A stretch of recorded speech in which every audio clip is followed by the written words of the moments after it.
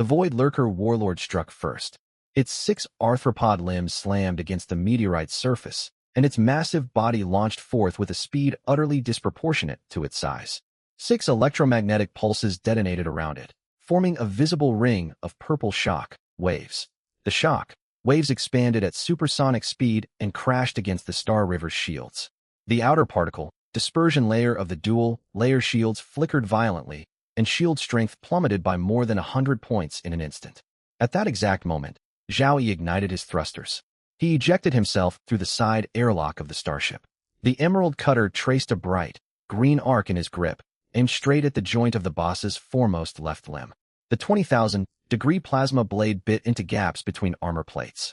The bony carapace vaporized instantly under the extreme heat, and molten dark, purple magma welled along the cut edges. The boss let out a roar inaudible in vacuum. Its front, left limb convulsed out of control, and the glow of its electromagnetic pulse glands dimmed. Yet it reacted with frightening swiftness. Its 5 remaining limbs swiveled, and 5 electromagnetic pulses blasted toward Zhao Yi from multiple angles. The combat suit's shields took repeated hits from the pulse waves. Shield strength dropped sharply from 300 to 200 points. Doubao lock onto it. Void disintegration cannon charging. For seconds, Zhao Yi executed high-speed evasive maneuvers amid the crossfire of 5 electromagnetic pulses. His thrusters burned at maximum output, drawing sharp, twisting cobalt blue trails through the dust cloud. Void sentinels swarmed in from all directions. 100 of them descended upon the boss's carapace at once. Plasma cutting edges along their wing membranes scraped furiously across the bony plates, sending countless fine purple sparks flying. Their individual damage was not lethal to the boss, but the combined agony of hundreds of simultaneous cuts forced it to split its focus. Electromagnetic pulse fire from its 6 limbs descended into brief disarray. The 4-second charge completed. The fully charged beam of the Void disintegration cannon erupted from the Star River's bow. A purple light beam dealing 15,000 damage pierced straight through the thickest section of the boss's thoracic carapace. 3 layers of bony deck plating were punched through one after another, revealing the throbbing energy core within, a dark, purple orb over 1 meter in diameter. Shards of carapace scattered through the void. The boss's entire body arched violently, and all 6 limbs stiffened. Zhao Yi seized the opening. He sprinted across the curved surface of the boss's carapace. Micro-acceleration pulses from his combat suit's thrusters fired with every footfall, letting him maintain sprint velocity even in zero gravity. He reached the rim of the hole torn open by the Void disintegration cannon. Gripping the Emerald Cutter with both hands, he drove it home with full force through the breach. The blade pierced the outer membrane of the energy core. The energy core exploded beneath his blade. Dark, purple light surged out from under his feet, and the shock wave hurled him backward. He tumbled end over end in space, and his thrusters stabilized his posture within 1/10 of a second. With its energy core destroyed, the boss's body began disintegrating from the inside out. Cracks spider webbed outward from the breach. Brilliant purple light shone through the fissures, and pieces of shell peeled away one by one. Its 6 limbs convulsed a final time and went limp.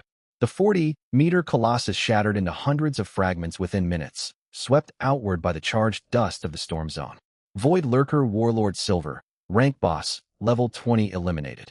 Experience plus 3,500. Bolstered by this experience, Zhao Yi leveled up once more to level 9. Advancement grew slower at higher tiers. The familiar system announcement rang out, along with another silver rank selection chest. He had heard these notifications so many times he could tune them out completely. Zhao Yi hovered directly above the boss wreckage. Weariness washed over him. Sustained high-intensity maneuvering and razor-sharp mental focus had taken their toll. Repeated storm zone incursions, cycles of scouting, clearing, adapting, and re-entry, capped off by point-blank combat against this 40-meter boss, had pushed his physical and mental stamina close to its limit. Still, the rewards justified the cost. Several items glowed amid the wreckage. First to catch his eye was a golden treasure chest drifting free from debris around the boss's thoracic cavity. Its gilded inscription stood out vividly against the storm zone's gray-white backdrop. 15 fist-sized purple energy stones lay scattered beside it, intermediate-grade stones, each worth 100 primary-grade stones.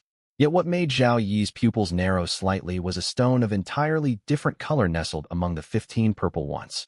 Roughly fist-sized, it blazed gold. A high-grade energy stone, worth 10,000 energy points on its own. Master, master, master, master. Doubao's voice burst over the comms channel, cracking with rare excitement. A high-grade energy stone. 10,000 points. 10,000 points. We've struck it rich. Do you see it, master? And 15 intermediate-grade stones right beside it. Plus the golden chest, plus all the unlooted iron, rank and bronze, rank chests out on the periphery. Wait, let me calculate. No, never mind. We've just hit the jackpot anyway. A smile showed behind Zhao Yi's faceplate. Doubao rarely got this fired up, yet this haul truly warranted excitement. 10,000 energy points more than doubled his hard-won multi-day energy reserves. With the boss dead, the storm zone began to transform. Turbulence in the charged dust flows weakened noticeably. The gray-white fog wall thinned, and visibility steadily improved. Doubao's analysis confirmed. The Void Lurker Warlord's energy core had actively sustained the storm zone, maintaining it as its personal hunting ground. With the power source gone, the dust cloud began dissipating naturally. That greatly aided salvage operations. Grappling hooks no longer suffered dust-induced interference, and recovery efficiency surged. Treasure chests previously hidden by the haze emerged one after another from the thinning dust. Green markers multiplied across the detection panel. Zhao Yi activated his thrusters and flew toward the emerald chest. It hung suspended amid fading thin dust, the fog so transparent he could see star-field glimmers beyond. On its emerald surface, varying, depth green textures writhed like living vines, with faint golden flickers rippling along its edges. He reached out, seized its rim, and drew it to his chest. Emerald, ranked treasure chest retrieved. Receive. Doubao sounded calmer than a moment before, yet suppressed elation lingered in her tone. Full peripheral, chest recovery underway. Grappling hooks and robots are working flat out. Well, robots don't get off shift, but they are operating at full capacity regardless. The cleaner the storm clears, the faster we collect. Zhao Yi held the emerald chest and flew back toward the Star River. Halfway there, two fresh blips flashed on the edge of his detection panel. Two small iron-grade starships were closing in from outside the storm zone. Their speed was moderate, yet their heading was unambiguous, straight for the dissipating storm zone core. Iron-grade vessels could not detect real-time shifts inside the storm. They had almost certainly spotted the fading turbulence and come to scavenge chests. Zhao Yi's brows drew together. He accelerated back to the Star River. He handed the emerald chest over to Doubao for safekeeping, then settled into the pilot's seat and opened the public comms channel. The two starships had halted at the storm zone perimeter. Each mounted iron, rank grappling, hook units, attempting to salvage unclaimed chests on the outer fringe. Zhao Yi pressed the transmit button and broadcast publicly. This is the Star River. I cleared this sector. I broke this storm. I killed the boss. All treasure chests here belong to me. Leave immediately. Silence hung over the channel for several seconds. Then an unfamiliar male voice replied, tinged with dismissiveness. Says who? Where's your land, D? Which system announcement says storm zone chests are yours? We are also survivors from Sector 10086. Public zone loot goes to whoever picks it up. Besides, you cannot possibly carry all of this by yourself. Exactly, a second, younger voice chimed in, brimming with cocky recklessness. Big shot, you get all the meat. Can't you leave us a little soup? You cannot possibly open every chest you grab. Zhao Yi said nothing. He rotated the Star River until its bow pointed directly at the two iron-grade ships. He activated the fire control system. A low thrumming hum of weapon pre-charge filled the cockpit. A matrix-like cannon extended from the number 1 top hardpoint. It aimed 50 meters ahead of one enemy ship, and a cobalt blue beam seared past the edge of its shields, burning a stark warning line across the void. Both voices on the public channel fell dead silent. At that moment, the enormous dark, purple corpse of the slain Void Lurker Warlord drifted slowly out of the storm debris. A nearly 2-meter wide hole had been blasted through its torso, its rim glazed with solidified molten crystal left by extreme heat. The corpse drifted leisurely between the Star River and the two iron-grade starships, glowing dark purple under Jupiter's deep, red radiance. The breach was large enough for an iron-grade starship to fly straight through. The two crews unmistakably recognized what floated before them, the carcass of a level 20 silver rank boss. Sorry, big shot, the younger voice cracked first. We are leaving right away. All the chests are yours, keep every single one. We messed up. Our apologies for intruding, sir, the other man added, his tone unrecognizably deferential compared to 30 seconds earlier.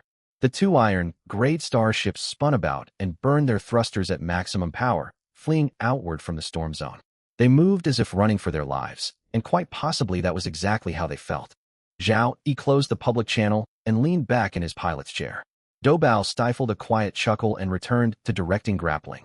Hook retrieval of the final chests. 10 minutes later, the storm was completely gone. Deprived of the warlord's energy core, residual charged dust drifted outward under Jupiter's magnetic pull, like a gray, white veil blown away by wind. For the first time, the storm zone core lay fully exposed to starlight. Jupiter's crimson glow flooded the whole expanse, illuminating everything once concealed by dust. Zhao Yi nudged the control stick. The Star River cruised at low speed through the fading dust clouds. Detection systems ran at full power. Multi-band scans mapped every meteorite fragment, every lingering dust cloud, every drifting man-made object with perfect clarity. The cleared expanse proved larger than anticipated. Centered on the boss's impact crater, the storm had once covered nearly a 100-kilometer radius. Treasure chest density within this area reached 4 times that of the outer storm zone regions. Markers stacked 3 deep across the detection display. Master, preliminary data is in. Doubao projected scan results onto the main screen, barely containing her excitement. Chest density here is 4-fold higher than outside. Most are iron, rank, roughly 1,000 of them. More than 100 bronze, rank, 12 silver, ranks so far marked. 3 golden, rank chests, plus the emerald chest we already secured. This haul dwarfs everything we have previously earned combined by several multiples. Scattered energy stones are abundant too, primary and intermediate grades both. Tallying is still ongoing. How long for full recovery? Zhao Yi asked. Grappling hooks and 82 robots are operating at full capacity. Estimated 1 hour. Rest, Master. I will oversee salvage. Zhao Yi handed over piloting authority to Doubao and leaned back, gazing out the viewport. The Star River hung suspended at the heart of the battlefield. 82 robots poured out of its bays, splitting into 8 salvage squads, each assigned a wedge-shaped sector. Grappling hook units fired repeatedly from ventral hardpoints. Each shot snared a treasure chest precisely, winching it safely back into the steadily filling cargo hold. Doubao sat in the main pilot's seat. Her left hand managed threat, scanning via fire, control systems. Her right coordinated robot formations, while she hummed her perpetually tuneless little melody under her breath. 1 hour later, the final chest was carried into the hold by robots. The Star River's cargo bay overflowed. Even both passenger cabins had been repurposed as temporary storage chambers. Zhao Yi stood and paced inside the cockpit. He glanced down corridor walls stacked with chests reaching toward the ceiling and nodded in satisfaction. This single operation yielded rewards many times greater than all his prior battles combined. 1,000 iron, ranked chests filled cargo hold and passenger cabins. Bronze, ranked chests were stacked into twin metal walls along corridors. 12 silver, ranked chests sat separately in a cockpit corner. 3 golden, ranked chests rested side by side beside the console, their golden inscriptions flowing gently under cabin lighting. The emerald chest sat alone upon the pilot's seat, its central deep, green gem pulsing with slow respiration like light. The Star River turned and accelerated towards safer regions beyond the debris belt. By the time they entered familiar debris fields, Jupiter's great red spot had rotated out of view. Zhao Yi parked the starship amid empty space between dwarf, planet wreckages, and activated auto, hover mode. No stellar beast signatures existed within dozens of kilometers. The nearest survivor, operated starship hovered right at the edge of sensor range. Open the chests. Got it. Doubao clapped her hands and stepped to the cargo bay hatch, staring at the mountain of loot. I will handle all iron, rank and bronze, rank chests. Standard rules. Stock 2 months' worth of food and water. Keep top-tier spare gear. Retain all energy stones. And list everything else on the trade channel. Pricing note. Such a massive volume dumped all at once would crash iron, rank equipment market prices. I recommend staggered daily postings to stabilize market value. You have full authority. Understood. Doubao dived straight into the mountain of chests. She worked both hands simultaneously, opening, sorting, appraising, and listing items with seamless efficiency. Iron grade gear was sorted into 4 major categories: weapons, armor, tools, consumables. Each category was further subdivided by condition. Prime Condition pieces went for standard market rates. Average, condition items sold at 20% discount. Visibly flawed units were broken down and sold as raw materials. Zhao Yi turned his attention to the 3 golden, ranked chests and the single emerald, ranked chest resting on the console. He picked up the emerald chest first. It weighed heavier than any chest he had previously handled. Its emerald-colored textures flowed almost liquid, like under cabin illumination. Inside the deep, green gem set into its lid, fine luminous threads rotated slowly. He depressed the latch. Emerald light flooded outward, bathing the entire cockpit in rich green radiance. When the glow faded, a combat suit lay within. Its aesthetic departed sharply from the deep, hunter suit. The deep, hunter featured dark, gray plating shot through with faint gold accents, heavy and rugged, built for heavy armor assault. This new suit was deep forest green. Its armor plating was nearly half as thick as the deep hunter's, its silhouette long and streamlined. Seams across chest and pauldrons were not conventional mechanical latches, but semi-transparent flexible composites shimmering with faint bioluminescence. No circular-powered articulation rings guarded the knee joints. Instead, broad bionic muscle fiber bundles ran from thigh to shin, etched with dense groove flow channels across their surfaces. The helmet was not a foldable carbon fiber frame, but a full faceplate of one-way deep, green crystalline material, opaque from outside, yet delivering near-zero distortion vision from within. Phantom Infiltrator Combat Suit Emerald Rank Type Armor/Reconnaissance Operations Suit Defense 120 Attributes Strength plus 35, Spirit plus 35, Speed plus 50, Constitution plus 30 Durability 600/600. Special Effects Optical Camouflage activates dynamic holographic surface cloaking synchronized to ambient light conditions, achieving near-perfect invisibility across visible light wavelengths.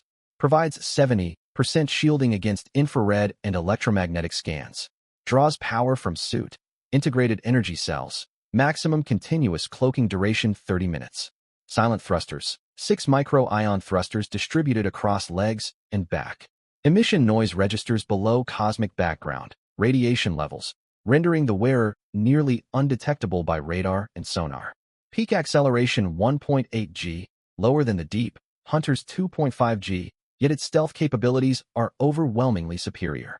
Infiltration assistance, high-frequency vibration sensors built into glove fingertips analyze internal structures upon contact with electronic locks or encrypted panels, projecting unlocking protocols onto the faceplate. Directly bypasses bronze, rank and lower encryption systems. 60% success rate against silver, rank encryption. Neural overclock reduces suit-mediated neural response latency from the deep hunter's 0.03 seconds down to 0.008 seconds. In combat mode, it can temporarily boost the wearer's neural reaction speed for 5 seconds. 3-minute cooldown. Weapon mount interfaces, 2 standardized hardpoints on each forearm, 2 on the back for mounting weapons or tools. Description: this suit is not built for head-on assaults. It is designed for infiltration and assassination. Optical camouflage lets you vanish before enemy eyes. Silent thrusters make your void travel signature fainter than a stray meteoroid fragment. Make no mistake, it can still fight. With 50 bonus speed points plus neural overclock, opponents may die without ever laying eyes on you. Zhao Yi lifted the suit out and turned it over for close inspection. Emerald rank. 120 defense. 50 speed bonus. Optical camouflage, silent thrusters, neural overclock. The deep hunter was heavy assault armor for open, field head-on fighting. The Phantom Infiltrator was light reconnaissance armor built for high-speed infiltration and assassination. Zhao Yi approved of its stats, yet Emerald rank was still insufficient. He pressed his right palm against the Phantom Infiltrator's chest plate and spread the fingers of his left hand. Prismatic light welled from beneath his fingernails. All 7 spectral hues coiled around his knuckles, then spread across the chest armor. Evolution finger activated. Target: Phantom Infiltrator Combat Suit, Emerald rank. Evolution Tier 1, Emerald Diamond. Only 1 evolutionary tier gained. Multicolored light flickered across the surface of the Ghost Infiltrator before fading away. The evolution process was shorter than any prior one. The dark, green armor plates of the combat suit deepened amid the radiance, shifting from forest green to an almost jet black teal. It revealed faint, dark, green sheen only under lamplight. Fluorescence at the flexible joint components changed from pale green to deep purple. Bionic muscle fiber bundles doubled in density, and the micropore flow channels stacked from a single layer into 3 superimposed layers. The dark, green crystal of the faceplate grew thinner and more translucent, appearing completely non-reflective pitch black from the outside.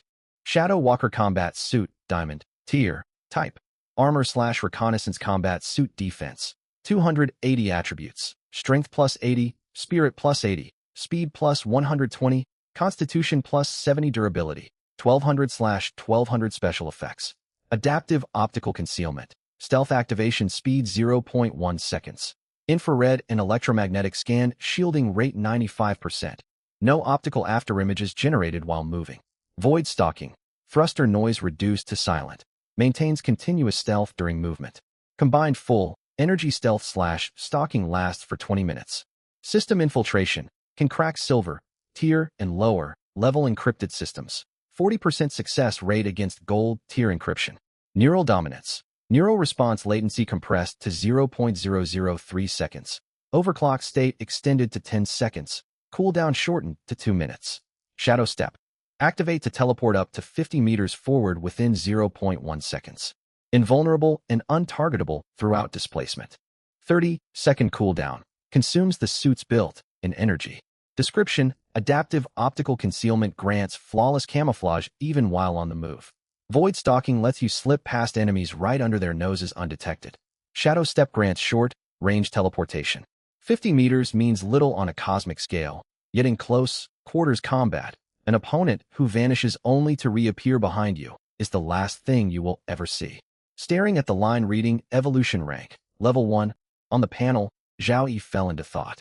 Evolving from Emerald to Diamond only advanced 1 rank. Earlier evolutions from Gold to Diamond consistently jumped 2 ranks, following what seemed like a fixed pattern. The single rank jump from Emerald to Diamond validated his hypothesis. A massive threshold lay beyond Diamond. The power gap across the 6 tiers from Iron to Diamond remained relatively even, allowing the Finger of Evolution to easily bridge 2 to 3 ranks at a time. Breaking through from Diamond to Epic, however, might demand more accumulated energy than all previous tiers combined. Perhaps a diamond-grade piece of gear was required for a shot at reaching Epic, or some special trigger condition, or success probability simply plummeted at higher tiers. Information remained too scarce to draw firm conclusions. Even so, Diamond tier gear was nothing to scoff at. The Shadow Walker boasted far higher attribute bonuses than the Deep Space Hunter. With 280 defense and plus 120 speed, paired with Shadow Step's 50-meter teleport, this combat suit comprehensively outperformed the Deep Space Hunter in overall combat capability. He hung the Shadow Walker armor on the equipment mount on the cabin wall and turned toward the second crate. 3 gold treasure chests sat side by side beside the operation console. Zhao Yi opened the first chest. Golden light flooded the ceiling of the cockpit. Inside rested a cylindrical device roughly 3 meters long and half a meter in diameter, housed within dark, gold metallic casing. Standard Starship power system interfaces were fitted at both ends. Hexagonal honeycomb patterns were etched across its surface. Each honeycomb cell housed a miniature energy diversion trough, where golden light flickered at a very slow rhythm. The engine weighed far more than its size suggested. Only after donning his combat suit could Zhao Yi barely lift it out of the chest. Stellar Core Pulse Engine, a Gold Tier Type Starship Power System Core Maximum Cruising Speed, 30,000 km per hour current, 8,000 km per hour. Orbit Adjustment Energy Cost, 0.5 per adjustment current, 1 per adjustment acceleration performance, 0 to 600 km per hour in 1.5 seconds current, 3 seconds new features. Pulse Overdrive, consume 5 energy points to activate Pulse Overdrive. Temporary speed doubles to 60,000 km per hour for 30 minutes. 2-hour cooldown. Gravity Glide, when near gas giants or other high-mass celestial bodies, gravitational well effects cut energy consumption by 50%. Installation requirement, Silver, Tier, or higher Starship Power System Interface. Without hesitation, Zhao Yi hauled it to the Power System Interface at the stern of the starship. The Gold Tier Stellar Core Pulse Engine fit perfectly with the Silver Grade Starship's standard interface. Insert, lock, self, diagnose, activate. Every step went smoothly. Readouts on the Power System panel refreshed entirely. Maximum speed jumped from 8,000 to 30,000 kilometers per hour. Acceleration shrank to 1.5 seconds. Orbit adjustment energy cost halved. Pulse overdrive and gravity glide unlocked as new features. From this point onward, cruising within Jupiter's gravitational well would cost almost no energy for the Star River. Activating Pulse Overdrive delivered a burst speed of 60,000 kilometers per hour, fast enough to outrun most pursuers. He carried the remaining 2 gold treasure chests over to the operation console. Opening the second chest first, he found a single reagent vial. It was a transparent cylindrical glass tube around 15 centimeters long, its surface crossed by dense golden runes. Thick, dark, amber liquid sloshed slowly inside under zero-gravity conditions. Countless microscopic golden particles hovered suspended within the fluid, each glowing independently. The vial looked as though it held a fragment of captured starlight. Stellar, energy vitality reshaping reagent, a gold, tier, type, consumable/permanent enhancement reagent. Effect, permanently raises maximum health by 200 points upon consumption. Usable only for carbon-based life forms. This item may be used once per individual.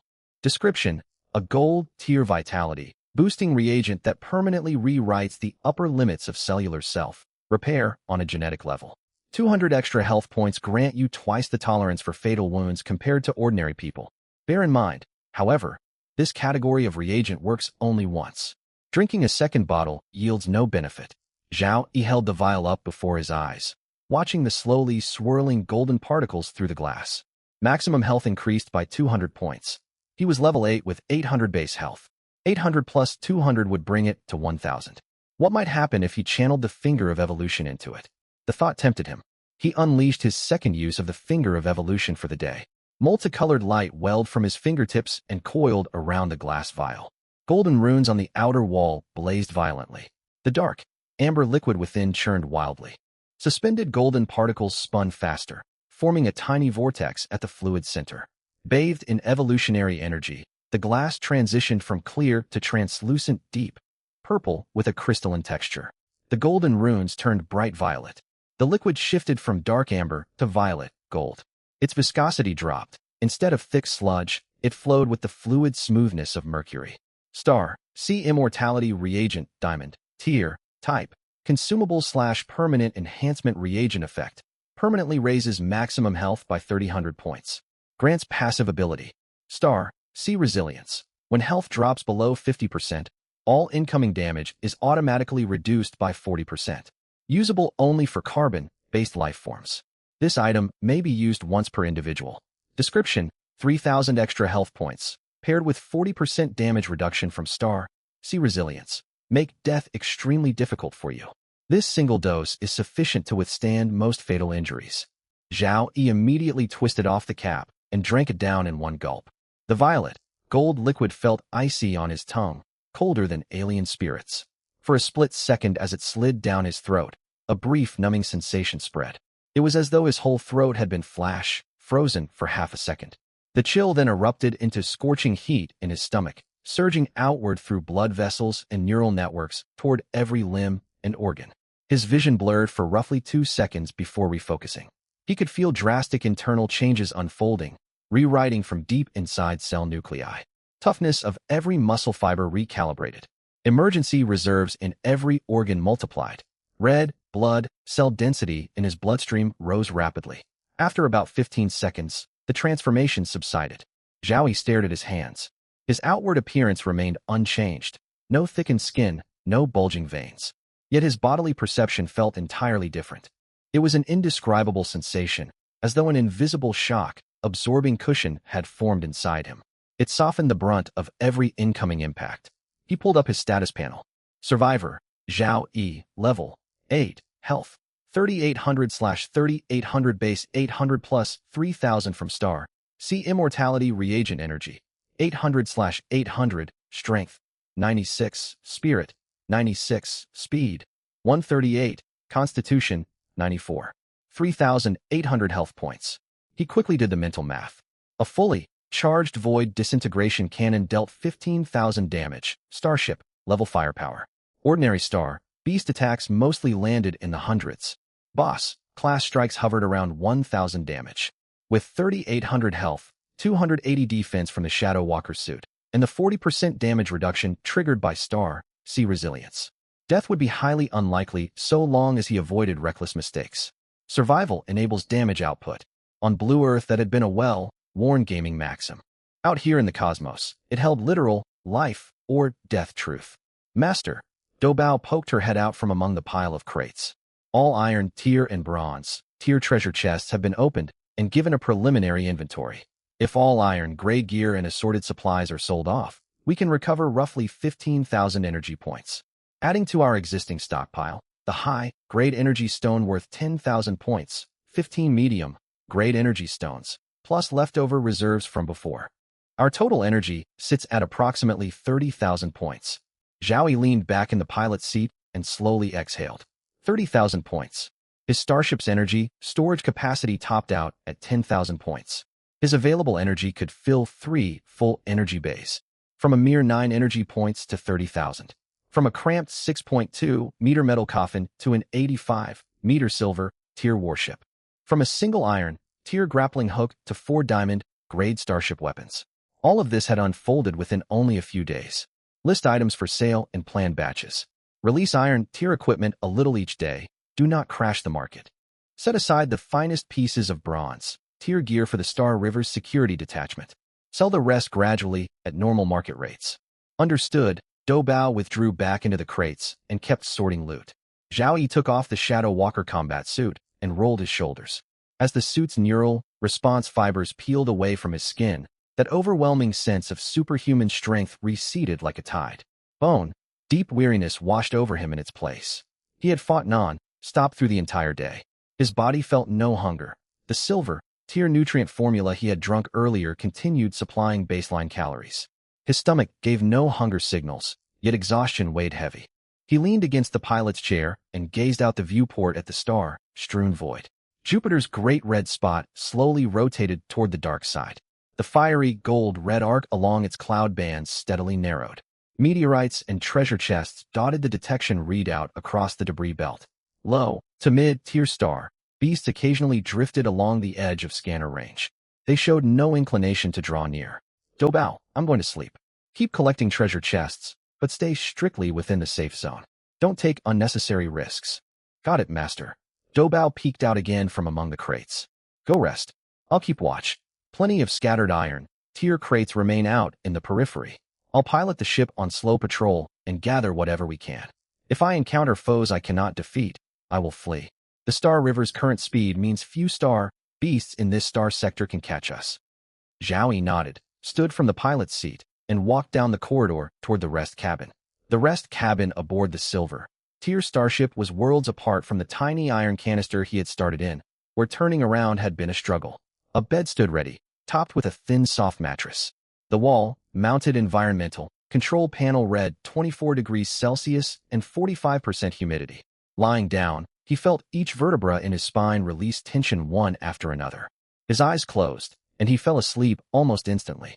When he opened his eyes again, Jupiter outside the curved viewport had rotated most of the way around. The great red spot had swung back from the night side into sunlight. Bathed in direct stellar rays, its cloud bands blazed richer reddish-brown hues. He checked the time, 7 hours and 40 minutes. Not an overly long sleep, yet of excellent quality. He woke with a fully clear mind. Then a scent drifted to his nose, the aroma of freshly prepared food. Not the cardboard, like taste of nutrient cans or compressed energy bars. This was genuine, cooked fare. Charred, savory notes of grilled meat, wheaten fragrance of baked bread, sweet, sour richness of sauces reduced over high heat, a faint hint of tea fragrance. The life support system's air circulation distributed these aromas evenly throughout every corner of the rest cabin. Zhao Yi sat upright on the bed. The rest cabin door stood open. Warm yellow light spilled out of the multi-purpose cabin across the corridor. That compartment, previously marked as guest cabin, had sat empty. Its wide, open doorway poured light and appetizing smells into the hallway. It momentarily stunned Zhao Yi. Dobao stood one pace away from him. Her short white hair had been tied into a small ponytail, exposing her silver, gray forehead and pale blue eyes. She still wore her silver, gray-fitted combat suit, over which she had donned a white apron salvaged from an iron tier treasure chest. Strange alien script likely advertising for some extraterrestrial kitchen goods brand, was printed across its fabric. She held a tray with both hands. On it rested a metal cup and an open bottle of alien spirits. She gave a little curtsy, lifting the hem of her outfit lightly. "Good morning, master. Did you sleep well?" "Breakfast is ready." Zhao Yi rubbed his eyes, confirming he was not dreaming. He followed Dou Bao into the multi-purpose cabin and paused in the doorway, surprised by the transformation. Ever since being designated as a guest cabin, this compartment had sat vacant. Now it looked completely different. Soft wall, mounted light strips glowed warm yellow. A folding dining table occupied the center, covered with a deep, red shock-absorbent padding. It was salvaged and neatly cut from equipment, crepe buffer material to serve as a tablecloth. Plates, bowls, cups, and a small thermal heater covered the tabletop. The tableware was mismatched, some metal, some composite materials, certain pieces clearly scavenged from derelict starships. Every piece had been thoroughly cleaned, glowing softly beneath warm lighting. Food filled the whole table. At the center lay a platter of sliced grilled meat. Dark grill marks streaked across the surfaces. Muscle grain distinct. Residual fat sizzled gently, kept warm by the heating unit. Beside the grilled meat sat a dish of deep, red dipping sauce sprinkled with fine spice granules. To the left rested soft, rounded steamed buns with smooth white crusts dotted with a dab of crimson sauce. They exuded sweet fermented wheaten aroma. To the right were two thick slices of golden toasted bread coated in melted butter, which slowly seeped into the bread pores.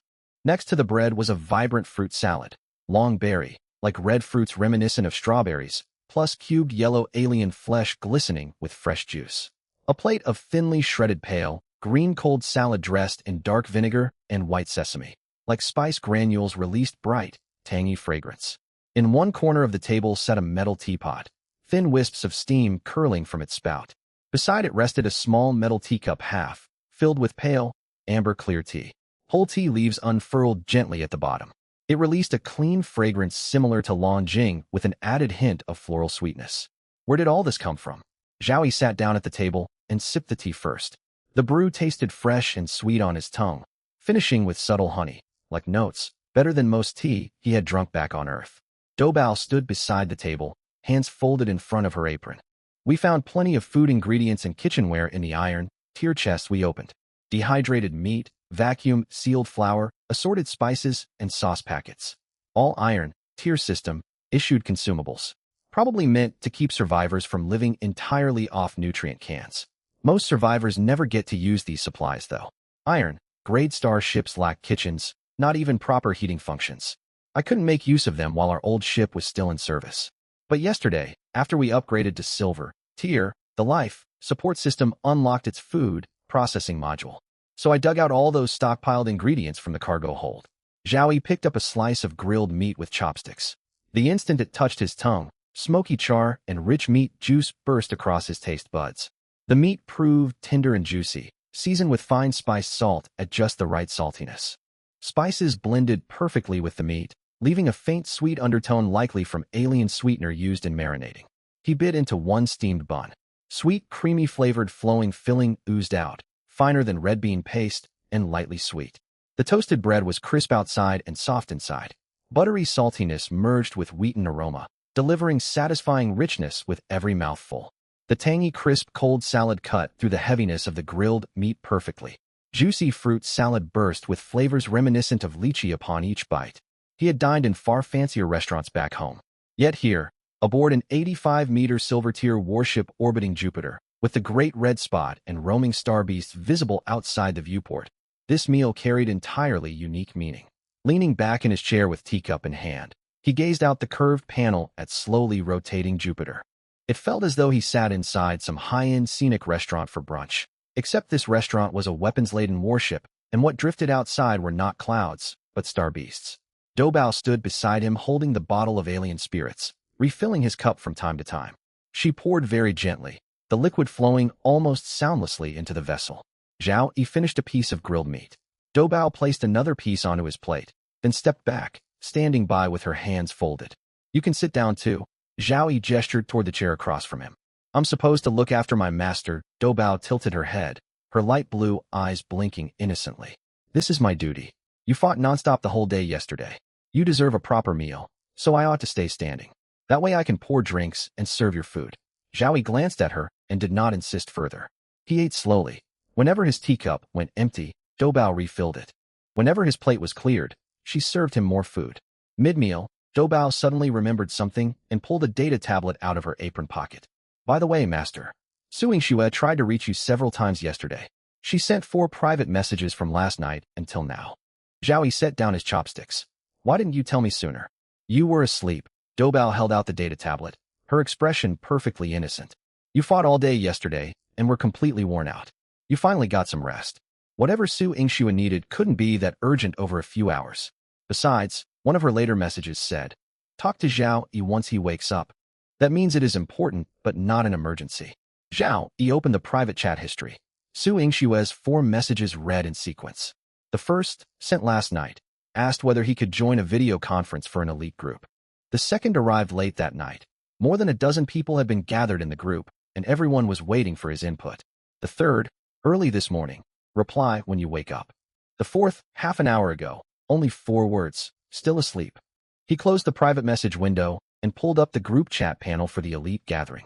The group name had changed from 10086 Sector Elite Survivor Discussion Group to 10086 Sector Elite Strategic Committee. The member list showed 15 online users. Scanning the list, he noticed 2 names from the original 7 founding members were gone, Zhang Ming and Zhou Yang. Zhao Yi assumed they were most likely dead. Perhaps they had never returned after an extravehicular sortie, or their ship had been destroyed by star beasts before they could send any final signal. He did not dwell on it. Survivor deaths happened every day. All those still alive could do was keep going. Su Yingxue was hosting the video conference. The moment Zhao Yi joined, video feeds unfolded across the console screen. 15 small windows lined up side by side. Nearly all showed the cockpits of bronze-tier ships. No iron-tier cockpits were visible. The group's new name was well-earned. Every face on screen bore varying degrees of exhaustion and tension.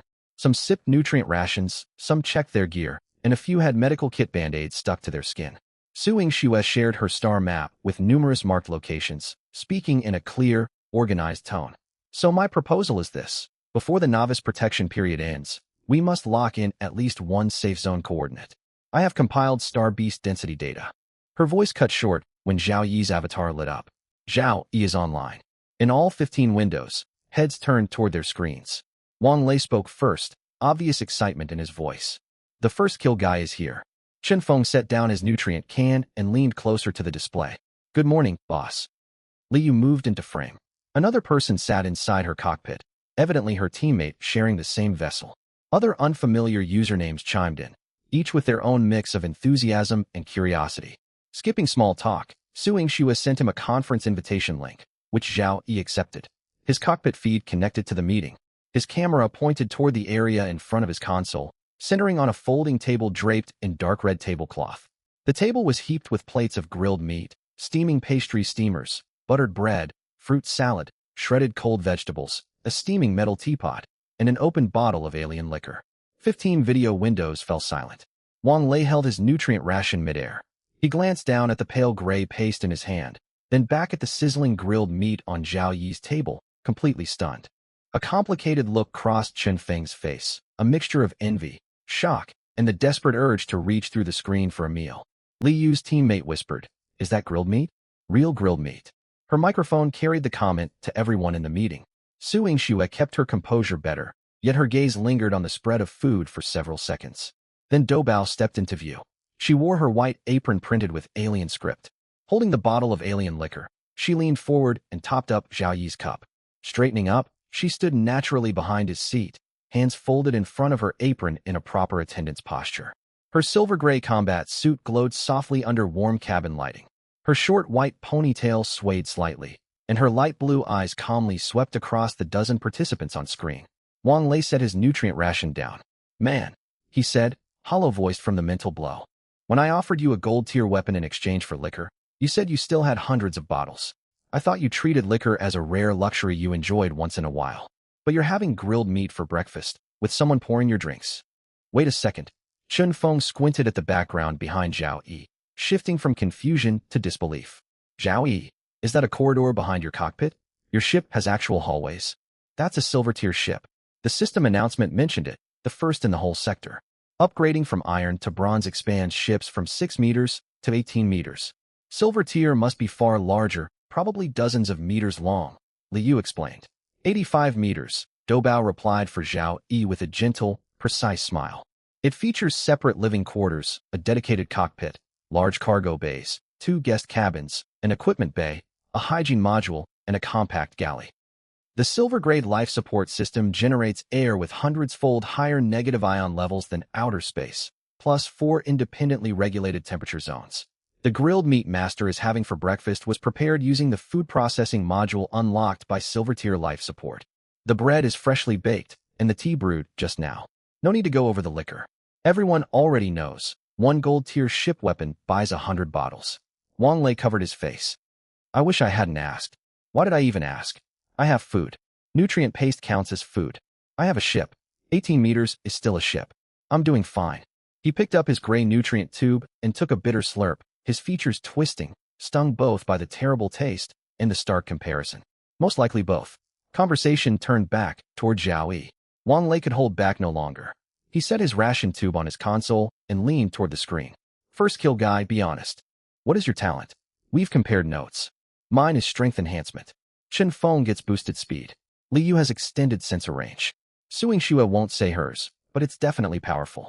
But no ordinary talent explains how far ahead you are.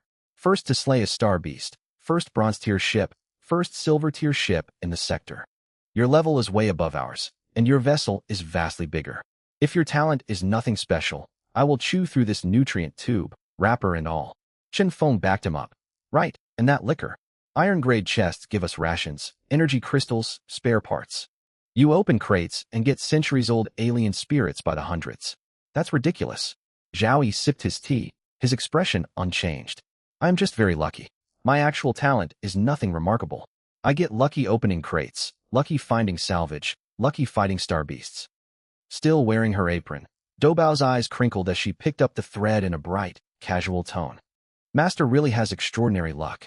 Once we were drifting through debris belts, and he stumbled straight onto a silver-tier treasure chest. Another time inside a storm zone, a gold-tier star beast crashed itself into an asteroid and got knocked unconscious. Master finished it off and looted a gold-grade chest. Truly, I suspect his hidden talent is fortune. It does not show on system panels, yet good fortune follows him everywhere. Even I benefit from it. Silence hung over the group chat for several seconds. Wang Lei's features contorted. Stumbling on silver-tier loot on a casual drift? A star beast slamming itself into an asteroid? Doubao, how can you say that with a straight face? I possess no conscience module, Doubao smiled calmly. My core programming covers logic, combat assistance, and attending to my master. A conscience subroutine was never installed, so I cannot feel remorse. Chen Feng pressed a hand to his forehead, shoulders shaking with suppressed laughter. Liu laughed out loud. Her teammate muttered, if that is real luck, all my bad gotcha pulls finally make sense. All the luck got siphoned over to him. Su Yingshue's mouth twitched, though she quickly regained her composure, unwilling to burst out laughing mid-strategic briefing. Enough. Let us get down to business. Zhao Yi cut in. Su Yingxue nodded and brought the shared star map front and center. It was a full system chart of Jupiter. Jupiter itself sat at the center, orbited by the 4 Galilean moons, then ring systems, debris belts, and the faint outer halo. Io, Europa, Ganymede, and Callisto were highlighted. Next to each were key parameters: diameter, orbital distance, surface gravity, atmospheric composition, and water resource levels. These past few days I gathered intelligence through private off-sector communication channels, Su Yingxue said, circling the 4 moons on screen. Novice zones do not exist on Jupiter's moons. The system created blank zones near each satellite, with no treasure chests and no star beasts. Under the system's risk-reward design logic, this is abnormal. The only reasonable conclusion: these moons are reserved by the system. Reserved for what? Chen Feng asked. Survival basis. Su Yingxue zoomed in on Callisto's icon. Once the novice protection expires, every star beast will turn fully hostile. As we have seen, star beast density inside ring and debris belts is overwhelming. No iron tier ship can survive more than a week after protection ends. But these moons hold no star beasts, no storm zones, stable terrain, plus ice and accessible water resources. By deploying stationary life support hardware and defensive fortifications salvaged from ship subsystems, survivors can establish a secure fallback base. Zhao Yi studied the marked moons, Official cross-sector channels are still locked. How did you contact people outside our sector? The system only blocked official global chat. Private direct messaging was never restricted. Su Yingxue replied with a faint smile. If you have someone's contact ID, you can send private messages regardless of which novice sector they occupy. I built this elite group on launch day, then expanded connections through members' personal networks. My contact list now holds more than a dozen survivors from other sectors.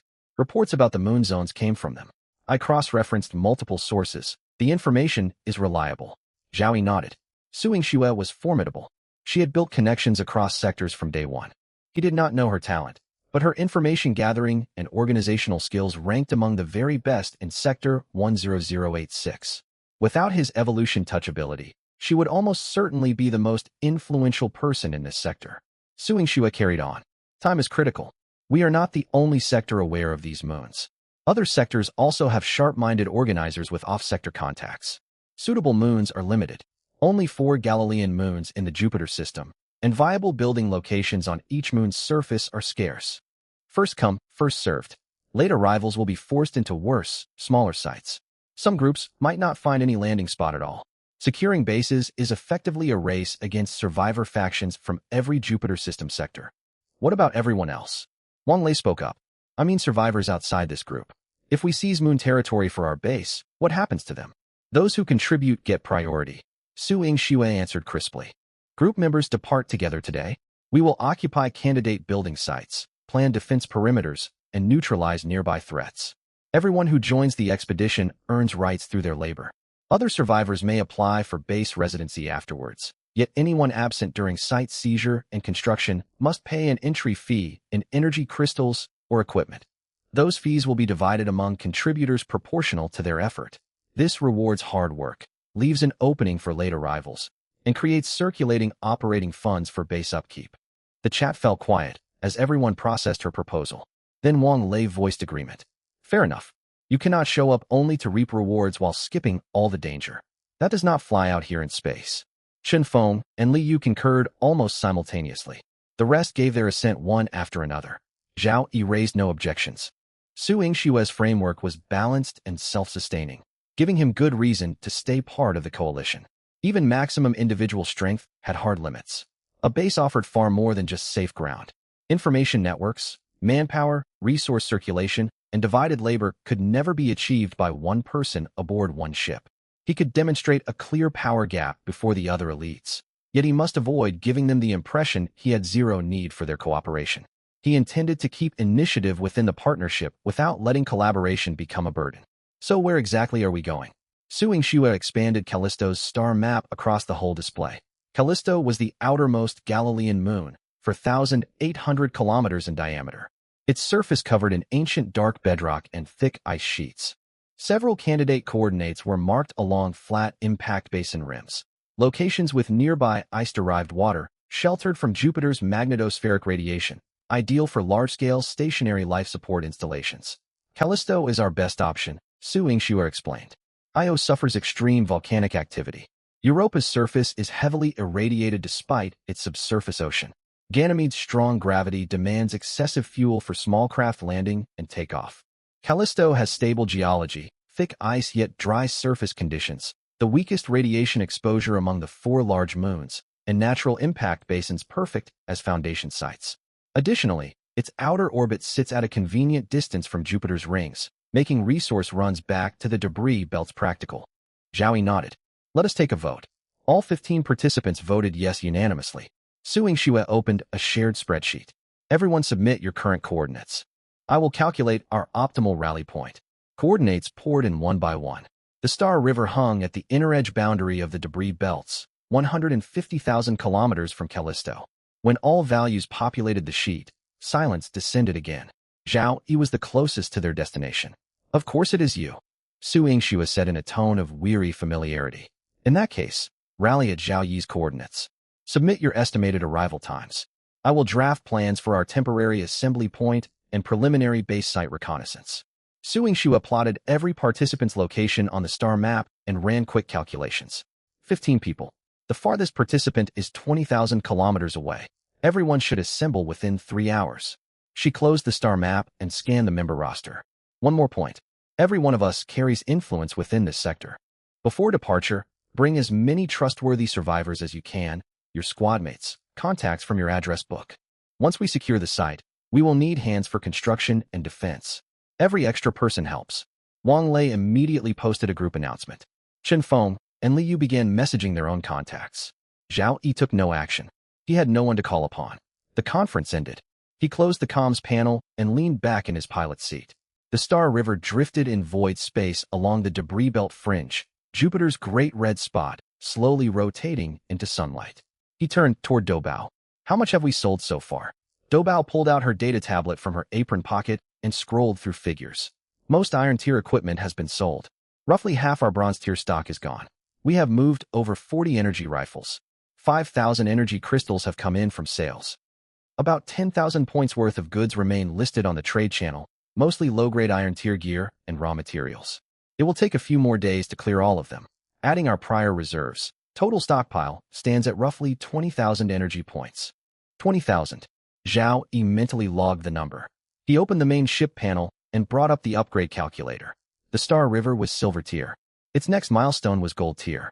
Upgrade rules stayed consistent. Every subsystem had to reach Gold Tier standard before the vessel itself could advance. He opened each of the 7 subsystems in sequence. Energy System, current Tier Gold. Stellar Core Reactor. Requirements satisfied, no further investment needed. Life Support System, current Tier Silver. Upgrade to Gold requires 20,000 energy points. Propulsion System, current Tier Gold. Stellar Core Pulse Engines. Requirements satisfied. Weapon System, current Tier Silver. Upgrade to Gold requires 30,000 energy points. Shield System, current Tier Silver. Upgrade to Gold requires 15,000 energy points. Sensor System, current Tier Silver. Upgrade to Gold requires 25,000 energy points. Cabin Modules, current Tier Silver. Upgrade to Gold requires 10,000 energy points. Upgrading all needed subsystems would cost exactly 100,000 energy points. Vessel-wide upgrade, Silver Tier, Gold Tier. Additional energy point cost, 50,000 points. The full vessel upgrade alone demanded 50,000 points. Combined with subsystem upgrades, the total reached 150,000. His entire fortune was merely 20,000. He was still far short. That was with 2 gold-grade components already fitted. Without his Gold-Tier reactor and Gold-Tier engines, tens of thousands more points would be required just to bring those 2 subsystems up from Silver Tier. Costs ballooned drastically when advancing from Silver to Gold. Crunching the numbers, Zhao Yi realized brute force energy point spending was inefficient. A new idea occurred to him. Subsystem upgrades did not strictly consume energy points. They required subsystems themselves to achieve Gold-Tier quality. Energy crystals could forge Gold-Tier hardware, yet pre-manufactured Gold-Tier modules could also be installed directly. He possessed the Evolution Touch, 3 uses per day, granting steady access to high-grade equipment.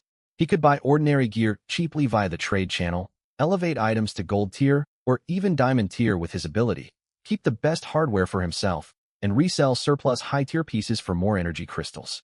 At its current output rate and market reputation, once this cycle gets running, the 50,000-point energy shortfall can be closed within a few days. What is more, only 50,000 points for the main system upgrade will be required. Energy points for subsystem upgrades can be saved entirely. Still, this will have to wait until the base issue is fully resolved. He closed the Starship panel, his mind already made up.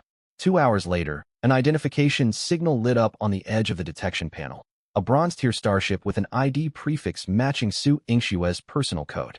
Her craft approached from outside the debris belt, its thruster flame trailing a pale blue thread across the void. Zhao Yi told Doubao to open the docking communication channel and sent over his precise coordinates. Su Yingshue's starship decelerated and hovered 500 meters beside the Star River. After advancing to Bronze Tier, her vessel measured just over 20 meters in length. Its hull sported a fresh, deep blue paint job, and a Silver Tier energy cannon was mounted on the top hardpoint, its muzzle still faintly glowing hot. She had likely eliminated several star beasts en route. The ship was well maintained, with no loose rivets and no obvious dents across its armor plating. Among the survivors who had advanced from Iron to Bronze Tier, this counted as fine equipment. Yet parked next to the 85-meter-long Star River, it looked like a lifeboat beside a warship. Staring at Su Yingshue's starship, Zhao Yi seemed to think of something and spoke. Doubao, prepare another feast. Got it. Doubao took off her apron and headed for the galley. Halfway there, she glanced back. Master, for how many people? 2 portions, make it the best you can. Doubao blinked, wore a knowing little smile, and turned to enter the galley. Zhao Yi opened a private comms channel and sent Su Yingxue a message. Could you come aboard my ship? I need to talk to you about something in private. Su Yingxue's reply came 3 seconds later. Inviting a girl onto your starship alone. Do you have some plan in mind? Zhao Yi's typing fingers froze at those words. He had seen Su Yingxue's style in the elite group. Sharp, direct, no wasted words. This teasing reply was the first time she had dropped her stern demeanor around him. Still, her banter went no further. Another message popped up right after. Just kidding. I'll be right over. Su Yingxue put on her spacesuit, exited her own ship, ignited her maneuvering thrusters, and flew toward the Star River. She covered the 500-meter distance in nearly half a minute. Her suit thrusters had limited thrust, straight-line flight was fine, but attitude adjustments felt noticeably clumsy. Zhao Yi told Doubao to activate the guidance beacon for the docking airlock. 2 rows of pale blue navigation lights lit up sequentially on either side of the hatch, giving her reference for manual docking. Su Yingxue passed through the atmospheric isolation chamber. The outer hatch sealed behind her, and the hiss of incoming air pressure persisted for more than 10 seconds. The airlock aboard the Silver-tier starship was far larger than one on a Bronze-tier vessel, and repressurization happened much faster. The instant the inner seal slid open, she stood in the doorway, helmet still on.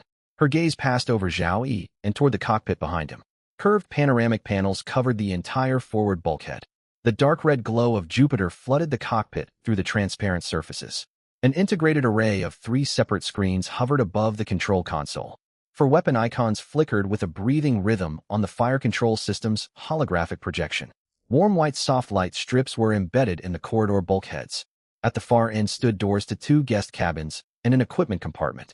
The air carried the crisp scent of negative ion purification, plus a faint aroma of food drifting from further down the corridor. Her eyes moved across the curved viewport, over the fire control hologram, along the corridor light strips, and finally settled on Zhao Yi's face.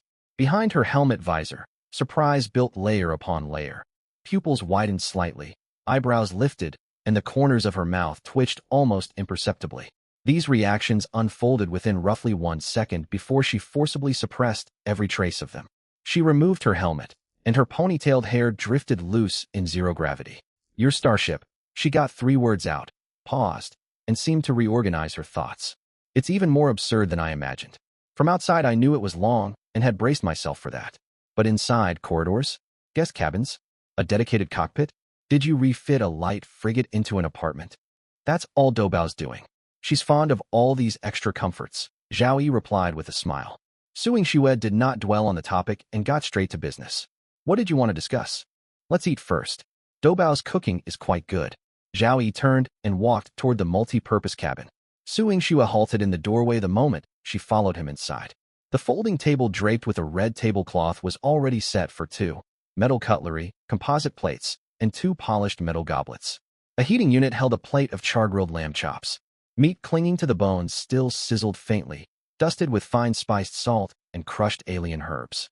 Beside the chops lay a dish of roasted root vegetables cut into neat chunks, their edges slightly charred and brushed with melted butter. On the other side sat cold tossed kelp shreds, dark green strands coated in dark vinegar sauce, and toasted white sesame, releasing a bright sour fragrance. In the center metal soup bowl simmered golden soup, dotted with star-shaped fried croutons floating on its surface. At one corner of the table rested a metal teapot and 2 teacups. Thin wispy steam curled from the spout. Doubao stood beside the table, apron neatly tied, holding an open bottle of alien wine. She gave Su Yingxue a slight bow. Miss Su, welcome aboard the Star River. Today's menu, char-grilled lamb chops with herb salt, butter-roasted root vegetables, cold-tossed kelp shreds, and nebula chowder.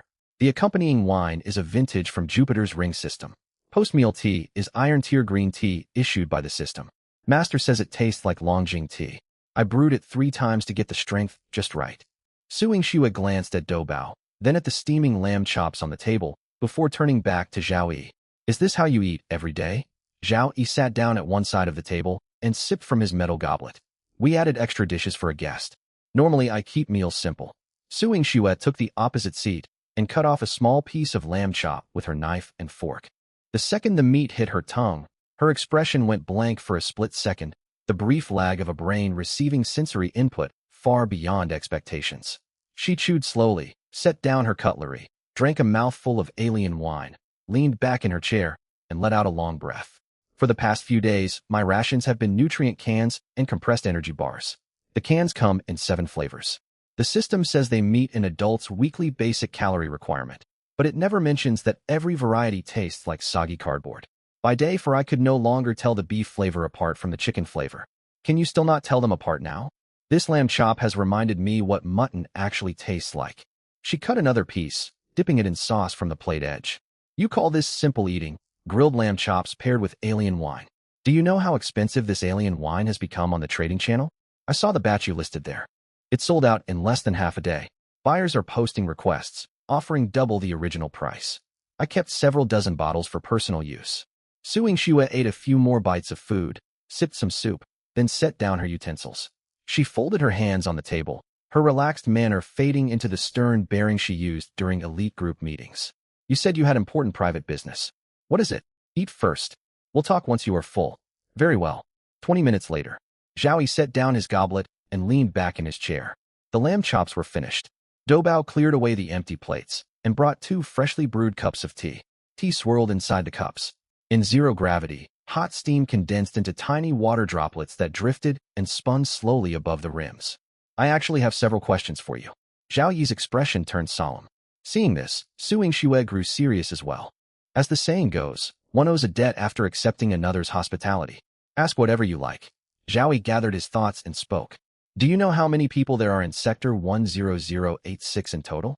Su Yingxue blinked, not having anticipated this question, yet she answered promptly. You've asked the right person. Few others would know this. I tallied active users on public channels.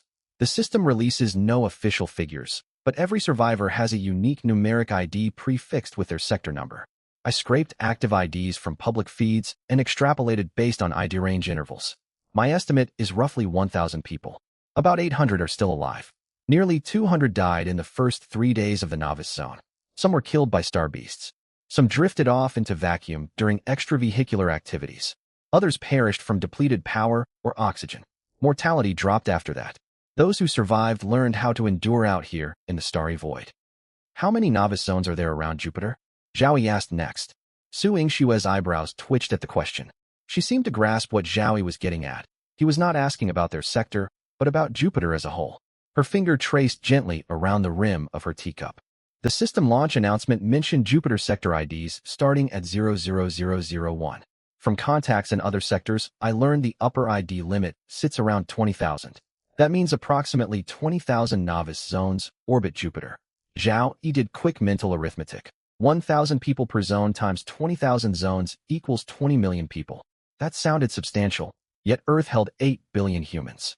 20,000 zones, 1,000 people apiece, 20 million total. Jupiter is the largest planet in the solar system, with a gravitational pull dozens of times stronger than other planets. Yet only 20 million survivors were placed here. Earth had 8 billion people. Where are the remaining 7 billion plus? Su Yingxue pondered for a long moment. She sipped her tea and spoke slowly. The solar system is more than Jupiter. The inner solar system contains Mercury, Venus, Earth, and Mars, each with its own orbit and gravitational domain. In the outer solar system lie Saturn, Uranus, and Neptune. Combined, their volume is many times greater than Jupiter's. Further out stretches the Kuiper Belt, spanning from Neptune's orbit out to 50 astronomical units. It holds hundreds of thousands of icy minor bodies and dwarf planets, Pluto among them. Beyond that sits the Oort cloud, the spherical outer shell of the solar system nearly 1 light-year in radius, home to trillions of comet nuclei and small celestial bodies. As she spoke, she dipped a finger in spilled tea and drew circles across the table surface.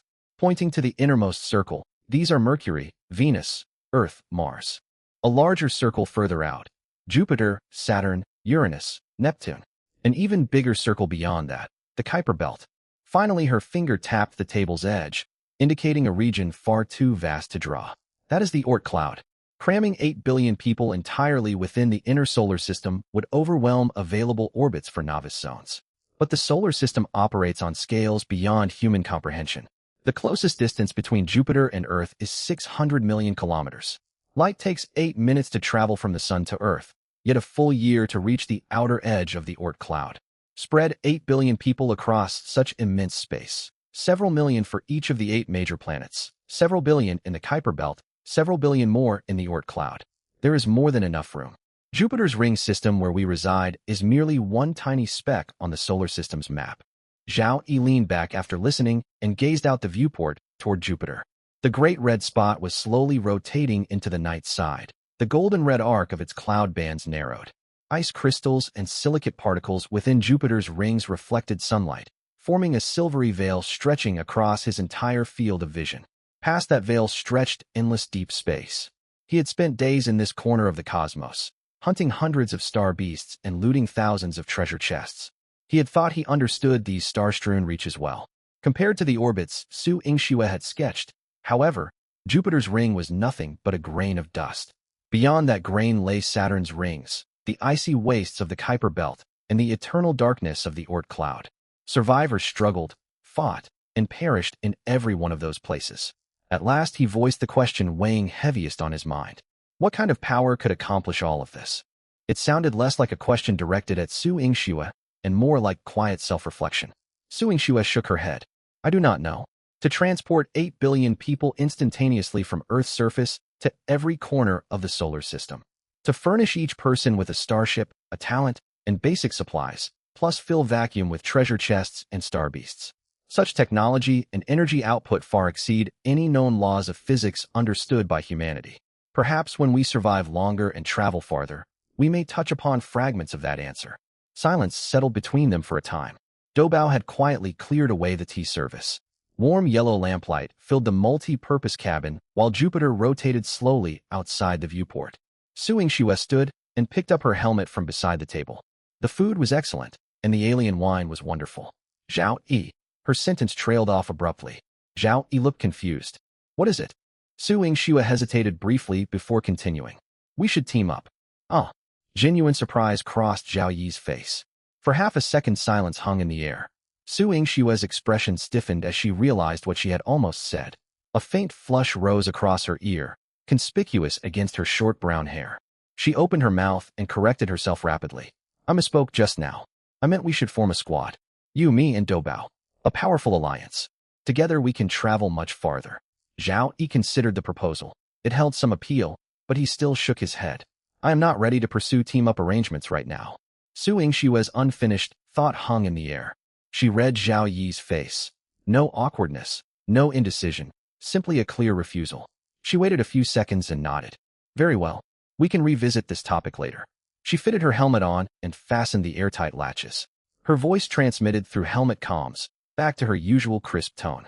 I will return to my ship and get ready to depart. The others ought to arrive soon.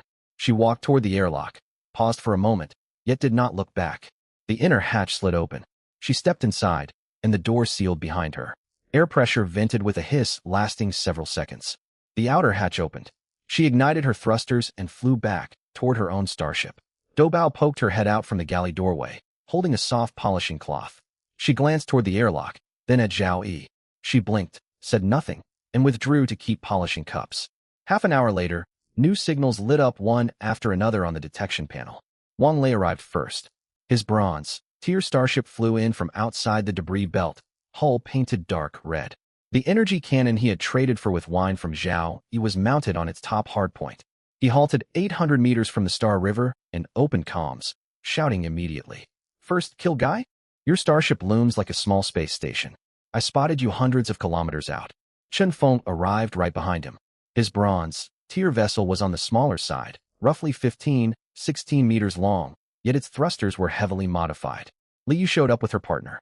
Their 2 starships flew side by side, each marked with the same custom, designed squadron insignia. More survivors kept arriving. Some came from the debris belt, some from the inner ring, others from dwarf, planet wreckage fields. Every ship slowed briefly as they drew near the 85-meter silver tier warship. Their pilots were undoubtedly observing it through viewports. The final arrival was Lin Yuan, a new member of the elite group. A prominent repair scar marred his hull. A starbeast's claw had raked across it without breaching the armor.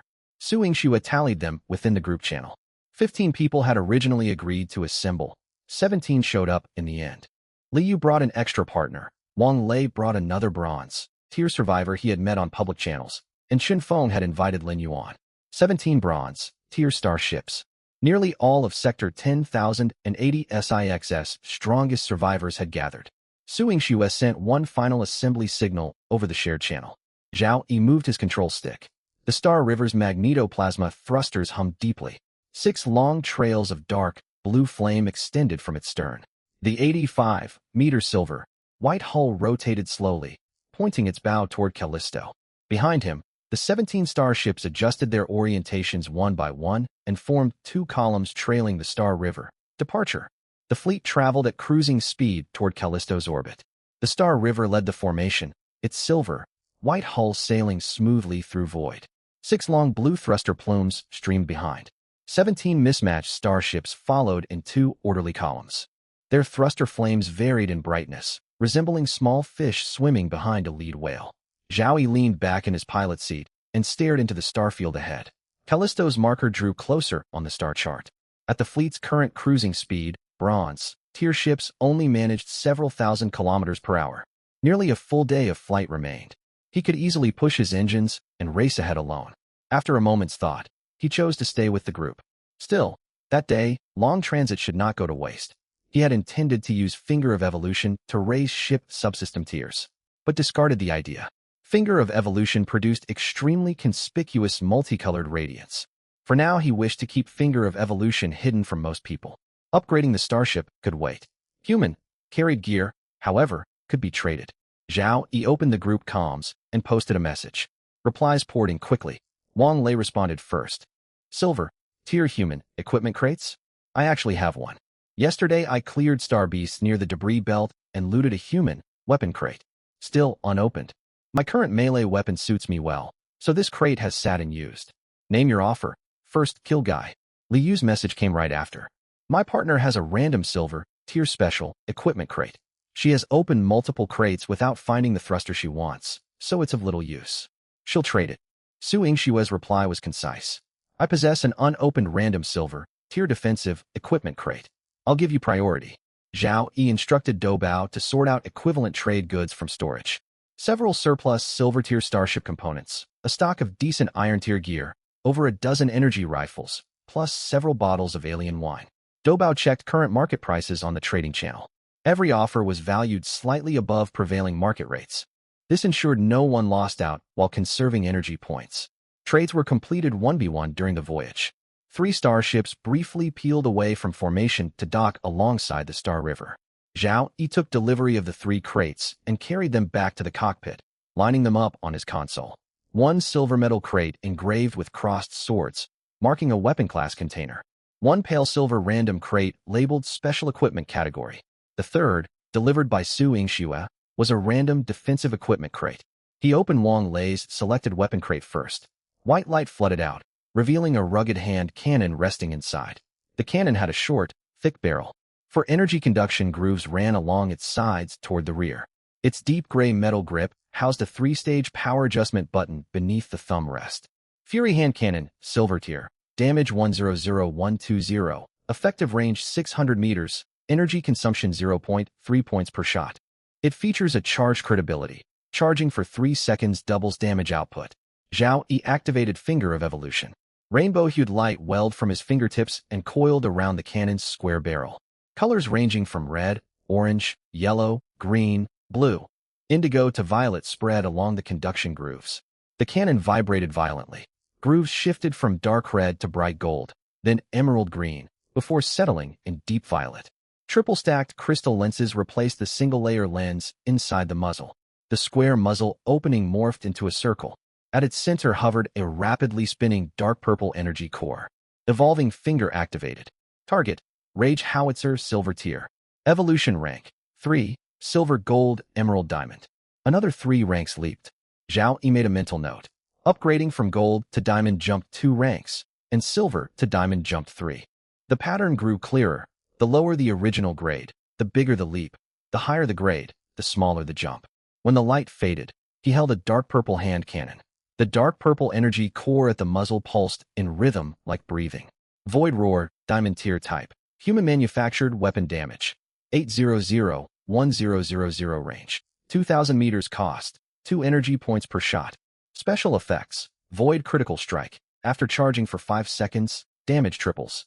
On hit, it releases an additional 100-meter radius electromagnetic pulse, paralyzing all enemy units within range for 3 seconds. Chain Reaction. Automatically reload 1 round upon killing a target. Zhao Yi set down the hand cannon and openly use random special equipment crate. White light spilled out. A pair of folded metal wings lay at the bottom of the crate. Each wing blade was stacked from countless ultra-thin alloy sheets. Fully unfurled, the wingspan stretched nearly 2 meters. The back mount was a titanium gray alloy frame. Dense micro-attitude adjustment nozzles were etched across the wing surfaces. The whole set weighed less than 5 kilograms. Streamer propulsion wings, silver tier type, human-manufactured special equipment effects, flight speed plus 50%, attitude adjustment sensitivity plus 30%, continuous flight duration 30 minutes. Special effect, streamer afterimage. Leave optical afterimages behind during high-speed maneuvers to confuse enemy locking systems. The evolving finger activated once more. Colorful light coiled around the wing blades. Metal sheets rearranged piece by piece within the radiance, shifting from silver-white to emerald, then to deep purple. Wingspan expanded from 2 meters to almost 5 meters. A ring of dark purple ion guide grooves lined the edge of every wing blade. The back mount grew lighter and slimmer, and the number of micro nozzles on the wings tripled. Evolving finger activated. Target, streamer propulsion wings, silver tier. Evolution rank, 2, silver gold emerald. This time it rose 2 ranks, stopping short of the maximum possible jump. Void wings, emerald tier type. Human manufactured special equipment effects. Flight speed plus 150%, attitude adjustment sensitivity times 10, continuous flight duration 90 minutes. Special effects, void afterimage. Generate up to 3 afterimages. Each independently mimics movement trajectories. Enemy locking systems randomly target one of the afterimages, reducing the chance of locking onto the real body to 25%. Void dive. Accelerate from standstill to maximum speed in 0.1 seconds. Immune to locking during acceleration. Zhao Yi set the void wings aside and opened Su Yingshue's random defensive gear crate. Silvery light welled forth, revealing a necklace inside the crate. Its chain was woven from ultra-fine silver metal filaments. The pendant held a fingernail-sized deep blue gem with slowly swirling light mist trapped within.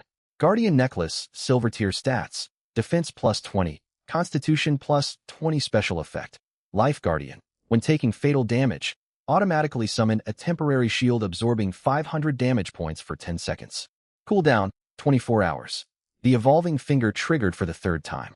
Colorful light wrapped the silver chain. The deep blue gem flickered violently, and the swirling mist inside shifted from deep blue to purple gold. The chain transformed into deep purple microporous alloy wire, each filament etched with nanoscale energy conduction grooves. The pendant grew larger, purple gold mist spinning rapidly inside the gemstone. Evolving finger activated.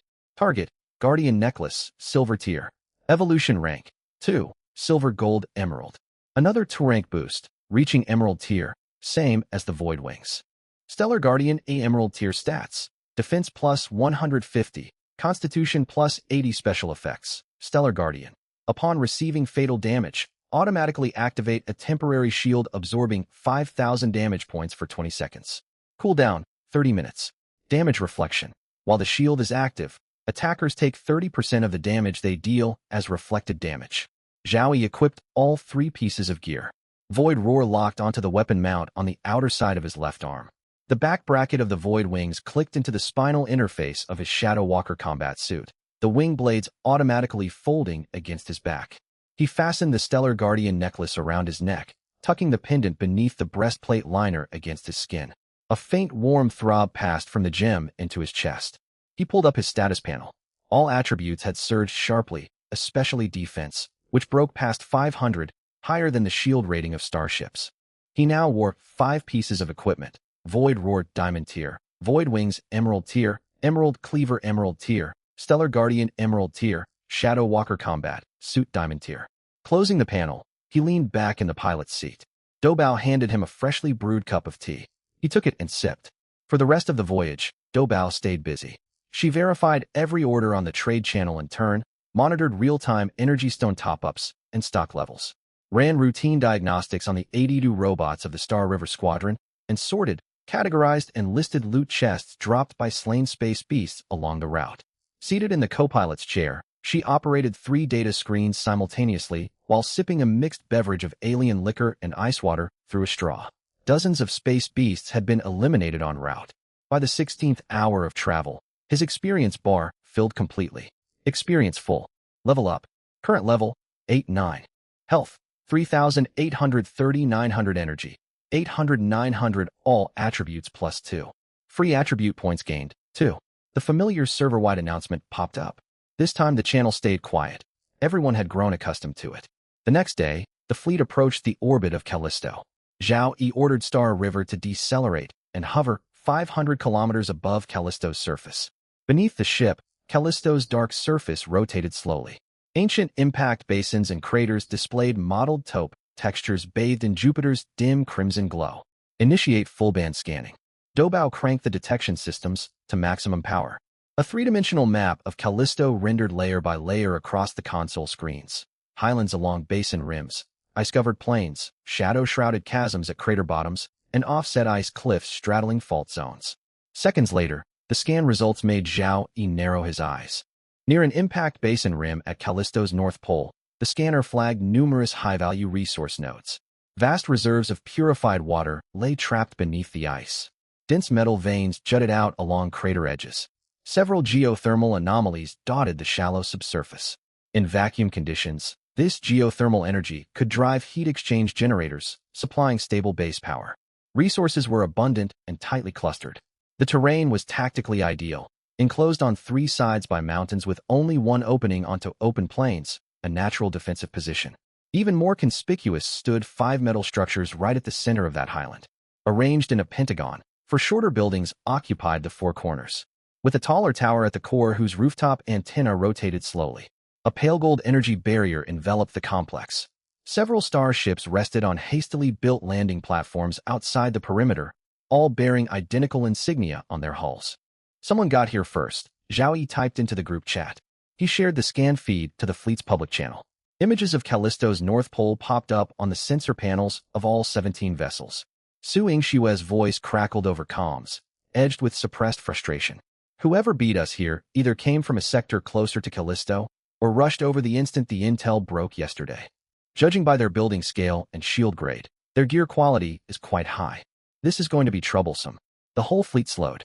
17 starships hovered above the North Polar Basin, their thrusters painting sparse blue streaks across the vacuum. Zhao Yi's hand moved toward the control stick when Doubao leaned over from the co-pilot seat, eyes locked onto flickering streams of sensor data. Sir, hold on. I'm breaching their communication network. They're using standard system-grade encryption with only bronze-tier key strength. I'm already inside. Zhao Yi's fingers froze above the controls. Doubao rarely interrupted him before combat, and when she did, it meant something critical demanded attention. They're running the base ownership authorization procedure. Doubao streamed intercepted data onto the main display as lines of code and system instructions scrolled rapidly. The base core controller is validating their identity credentials. Progress, 47%. Estimated remaining runtime, roughly half an hour.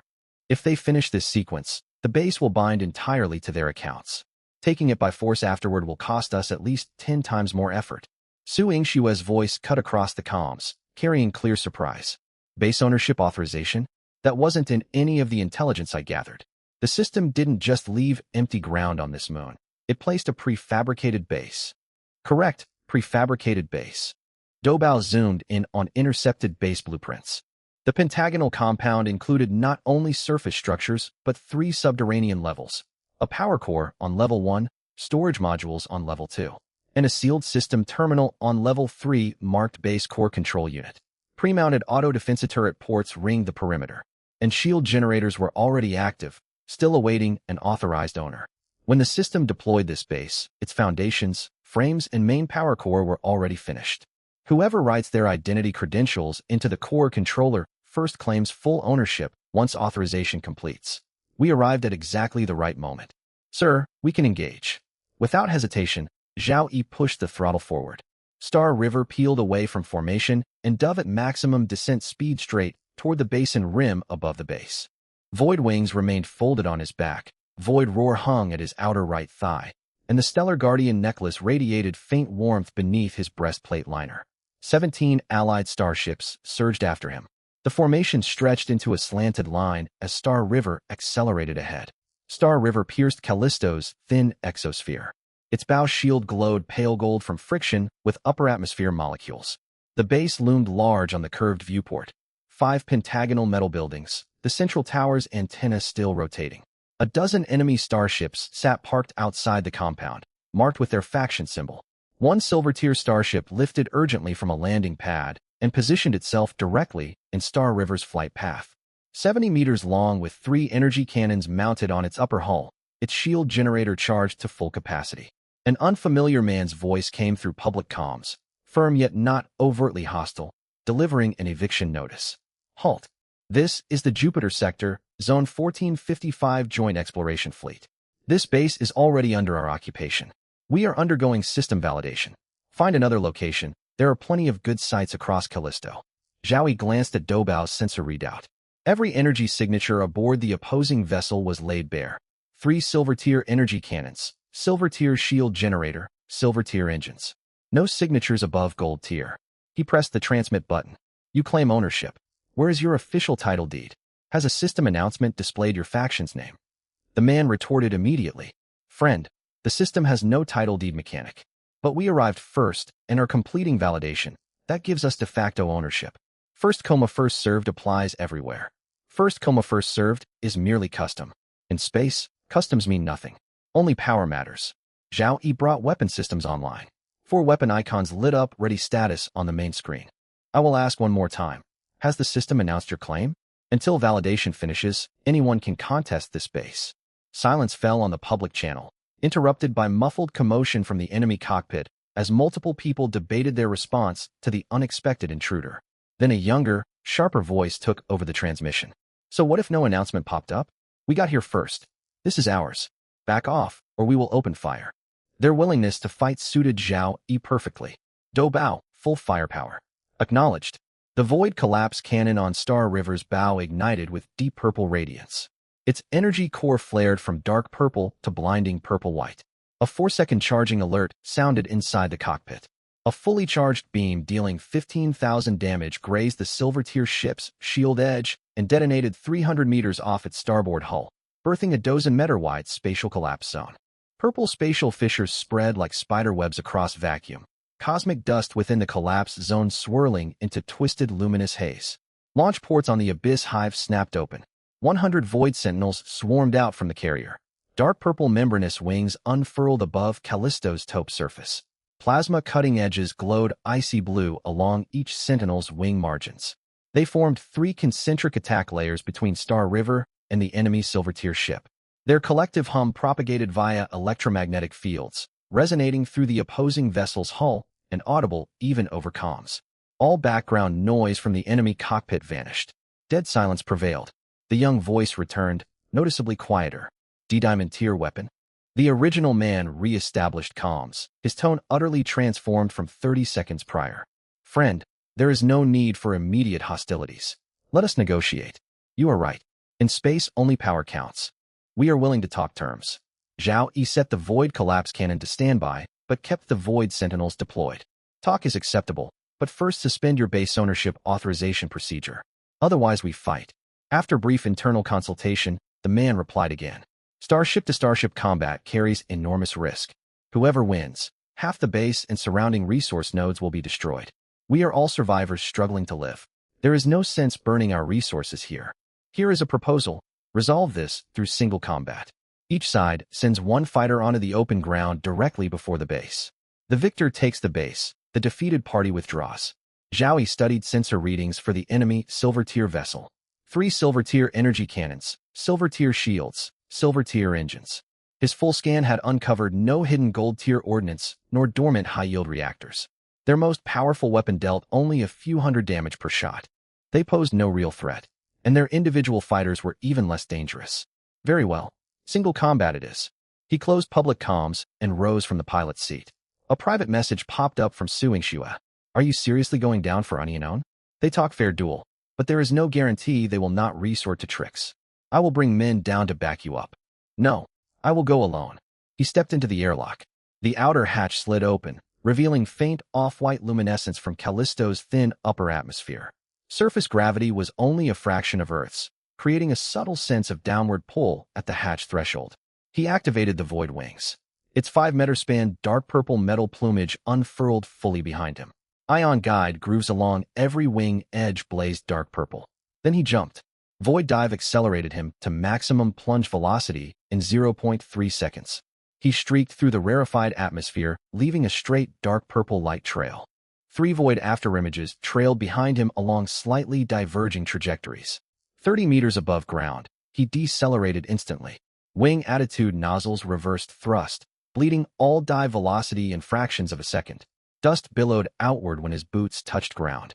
The combat suit's shock absorption system nullified all impact force. He stood upright. The Void Wings remained fully spread, casting a huge shadow under Jupiter's dim crimson radiance. Enemy figures began descending from orbit. The Silver Tier starship's hatch opened. 20 people in varied combat suits filed out.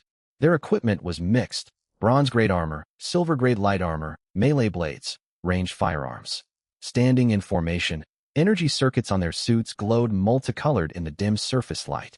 At their head stood a burly man clad in heavy Silver Tier plate armor, gripping a Mantle Silver Tier energy battle axe. Zhao Yi walked toward them. Void Roar slid automatically from his thigh mount into his right hand. Its dark purple core spun rapidly. With his left hand, he drew the Emerald Cleaver from his back mount.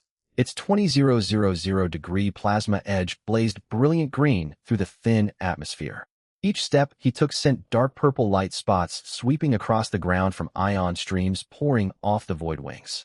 The energy battle axe in the burly man's grasp sparked once. His hand had trembled inside his gauntlet. Just one man. A youthful voice burst from the rear ranks, the same one that had shouted threats over comms earlier, now sounding purely stunned. He dares come down by himself? The burly leader's gaze locked onto Void Roar in Zhao Yi's right hand. His helmet-mounted sensors ran scans. Readouts made his atoms apple bob visibly beneath the faceplate. Diamond Tier energy signatures vastly outclassed their ship's strongest Silver Tier weapon. Next, he registered the Emerald Cleaver's plasma glow, then the Void Wings, then purple-gold luminescence seeping through Zhao Yi's breastplate liner from the Stellar Guardian necklace. Finally, his eyes fell upon Zhao Yi's combat suit, another Diamond Tier item. How is this even possible? The burly man froze. Damn, that guy's gear is at minimum gold grade or higher. What kind of monster is he? Another voice came from within the enemy ranks. Zhao Yi halted directly before their 20-man formation. The Void Wings gave one slow beat. Ion turbulence stirred a circular dust cloud. Several front-rank enemies involuntarily stepped backward. Who will fight me? The 20 opponents stood rooted, exchanging uneasy glances. Not one person advanced forward. The burly man at the front tightened and loosened his grip on his energy battle axe over and over. Behind him, some team members stared greedily at the Void Roar in Zhao Yi's hands, while others secretly scanned the energy output of the Void Wings with their detection systems. Their faces grew grimmer after every scan. They argued quietly on the public channel, and Zhao Yi's detection system intercepted every bit of their conversation. You go. I'm not going. Didn't you just say your newly fitted silver rank shield can take a hit? Take a hit, my foot. One shot from that cannon of his would turn my shield to dust. Zhao Yi waited 1 full minute. Yet the men kept passing the buck. His Void Wings fluttered slowly behind him, and ion currents stirred a ring of dust across the ground. He drove the Emerald Cutter into the ground. Its burning blade carved a smoking gash into the gray-brown rock surface. Quit stalling. All of you, come at me together. The leading man froze, certain he had misheard. All together? You want to fight 20 of us alone? Yes, it will save time. Silence hung over the opposing group for 2 seconds. Then a young voice rang out from the back, sharp with excitement. You asked for this, man. No matter how strong he is, he's still just one person. 20 against 1, we can wear him down. Hardly had the words left his mouth when Zhao Yi moved. A void dive from his wings instantly rocketed him from a standstill to full combat speed. He streaked forward in a trail of dark purple light and slammed straight into the densest part of their formation. 3 void afterimages unfurled behind him at once. 4 dark purple human silhouettes charged into the crowd from separate directions. The enemy's detection systems locked onto 4 identical target signatures simultaneously. Their targeting systems short-circuited. Several marksmen had yet to pull their triggers when their crosshairs flickered wildly between the 4 figures. Zhao Yi's real body crashed into the front line. Instead of firing his cannon, he swung the barrel of Void Roar sideways and smashed it into the chest of a warrior clad in bronze armor. The man's shield overloaded instantly. He flew backward as though struck by a high-speed train and sailed 100 meters before landing under the low-gravity conditions. Using the momentum of his blow, Zhao Yi twisted sideways. The tip of his void wings swept across the weapons of 3 nearby fighters. Ion conduits along the wing sheared the barrels clean off 2 energy rifles. A bronze-grade combat knife was torn from its wielder's grip and embedded, humming, in a rock fissured dozens of meters away. Surround him. The lead man had just lifted his energy battle axe when Zhao Yi spun to face him. He wrenched the emerald cutter free of the ground and delivered a slashing upward strike. Its plasma blade, burning at 20,000 degrees, bit into the axe's haft. The silver alloy shaft sliced apart like butter, and the axe head clattered to the ground. The leader stared at the broken handle in his hands, his eyes widening in shock. Zhao Yi gave him no time to react. He pressed the muzzle of Void Roar against the man's chest and fired. A dark purple shockwave exploded against his breastplate.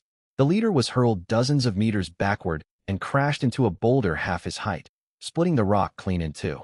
A fist-sized dent marked his silver-heavy chest plate.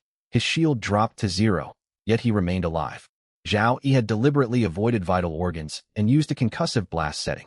The rest finally rallied and opened fire. 7 or 8 energy rifles unleashed beams from every angle toward Zhao Yi. He did not dodge. The Starguard necklace glowed with golden-purple light on his chest, instantly generating 2,000 temporary shield hit points. The incoming beams struck the barrier, rippling across its surface. His shield barely wavered. Attacks from bronze and silver rank weapons were no more threatening than pebbles tossed into the ocean against an emerald-grade barrier. Damage reflection activated at the same time. Several shooters felt scorching energy surge backward through their gun grips. Their fingers reflexively released the triggers, and 2 rifles clattered onto the rock. Zhao Yi raised Void Roar and fired into the thickest cluster of enemies. He used standard, uncharged fire. The blast detonated in their midst, sending a circular shockwave billowing outward. 3 fighters standing too close were knocked flat. Red overload warnings flashed across their helmet displays. 5 more near the blast edge stumbled backward. Their formation completely dissolved. Zhao Yi stowed Void Roar and advanced into the scattered crowd, emerald cutter in hand.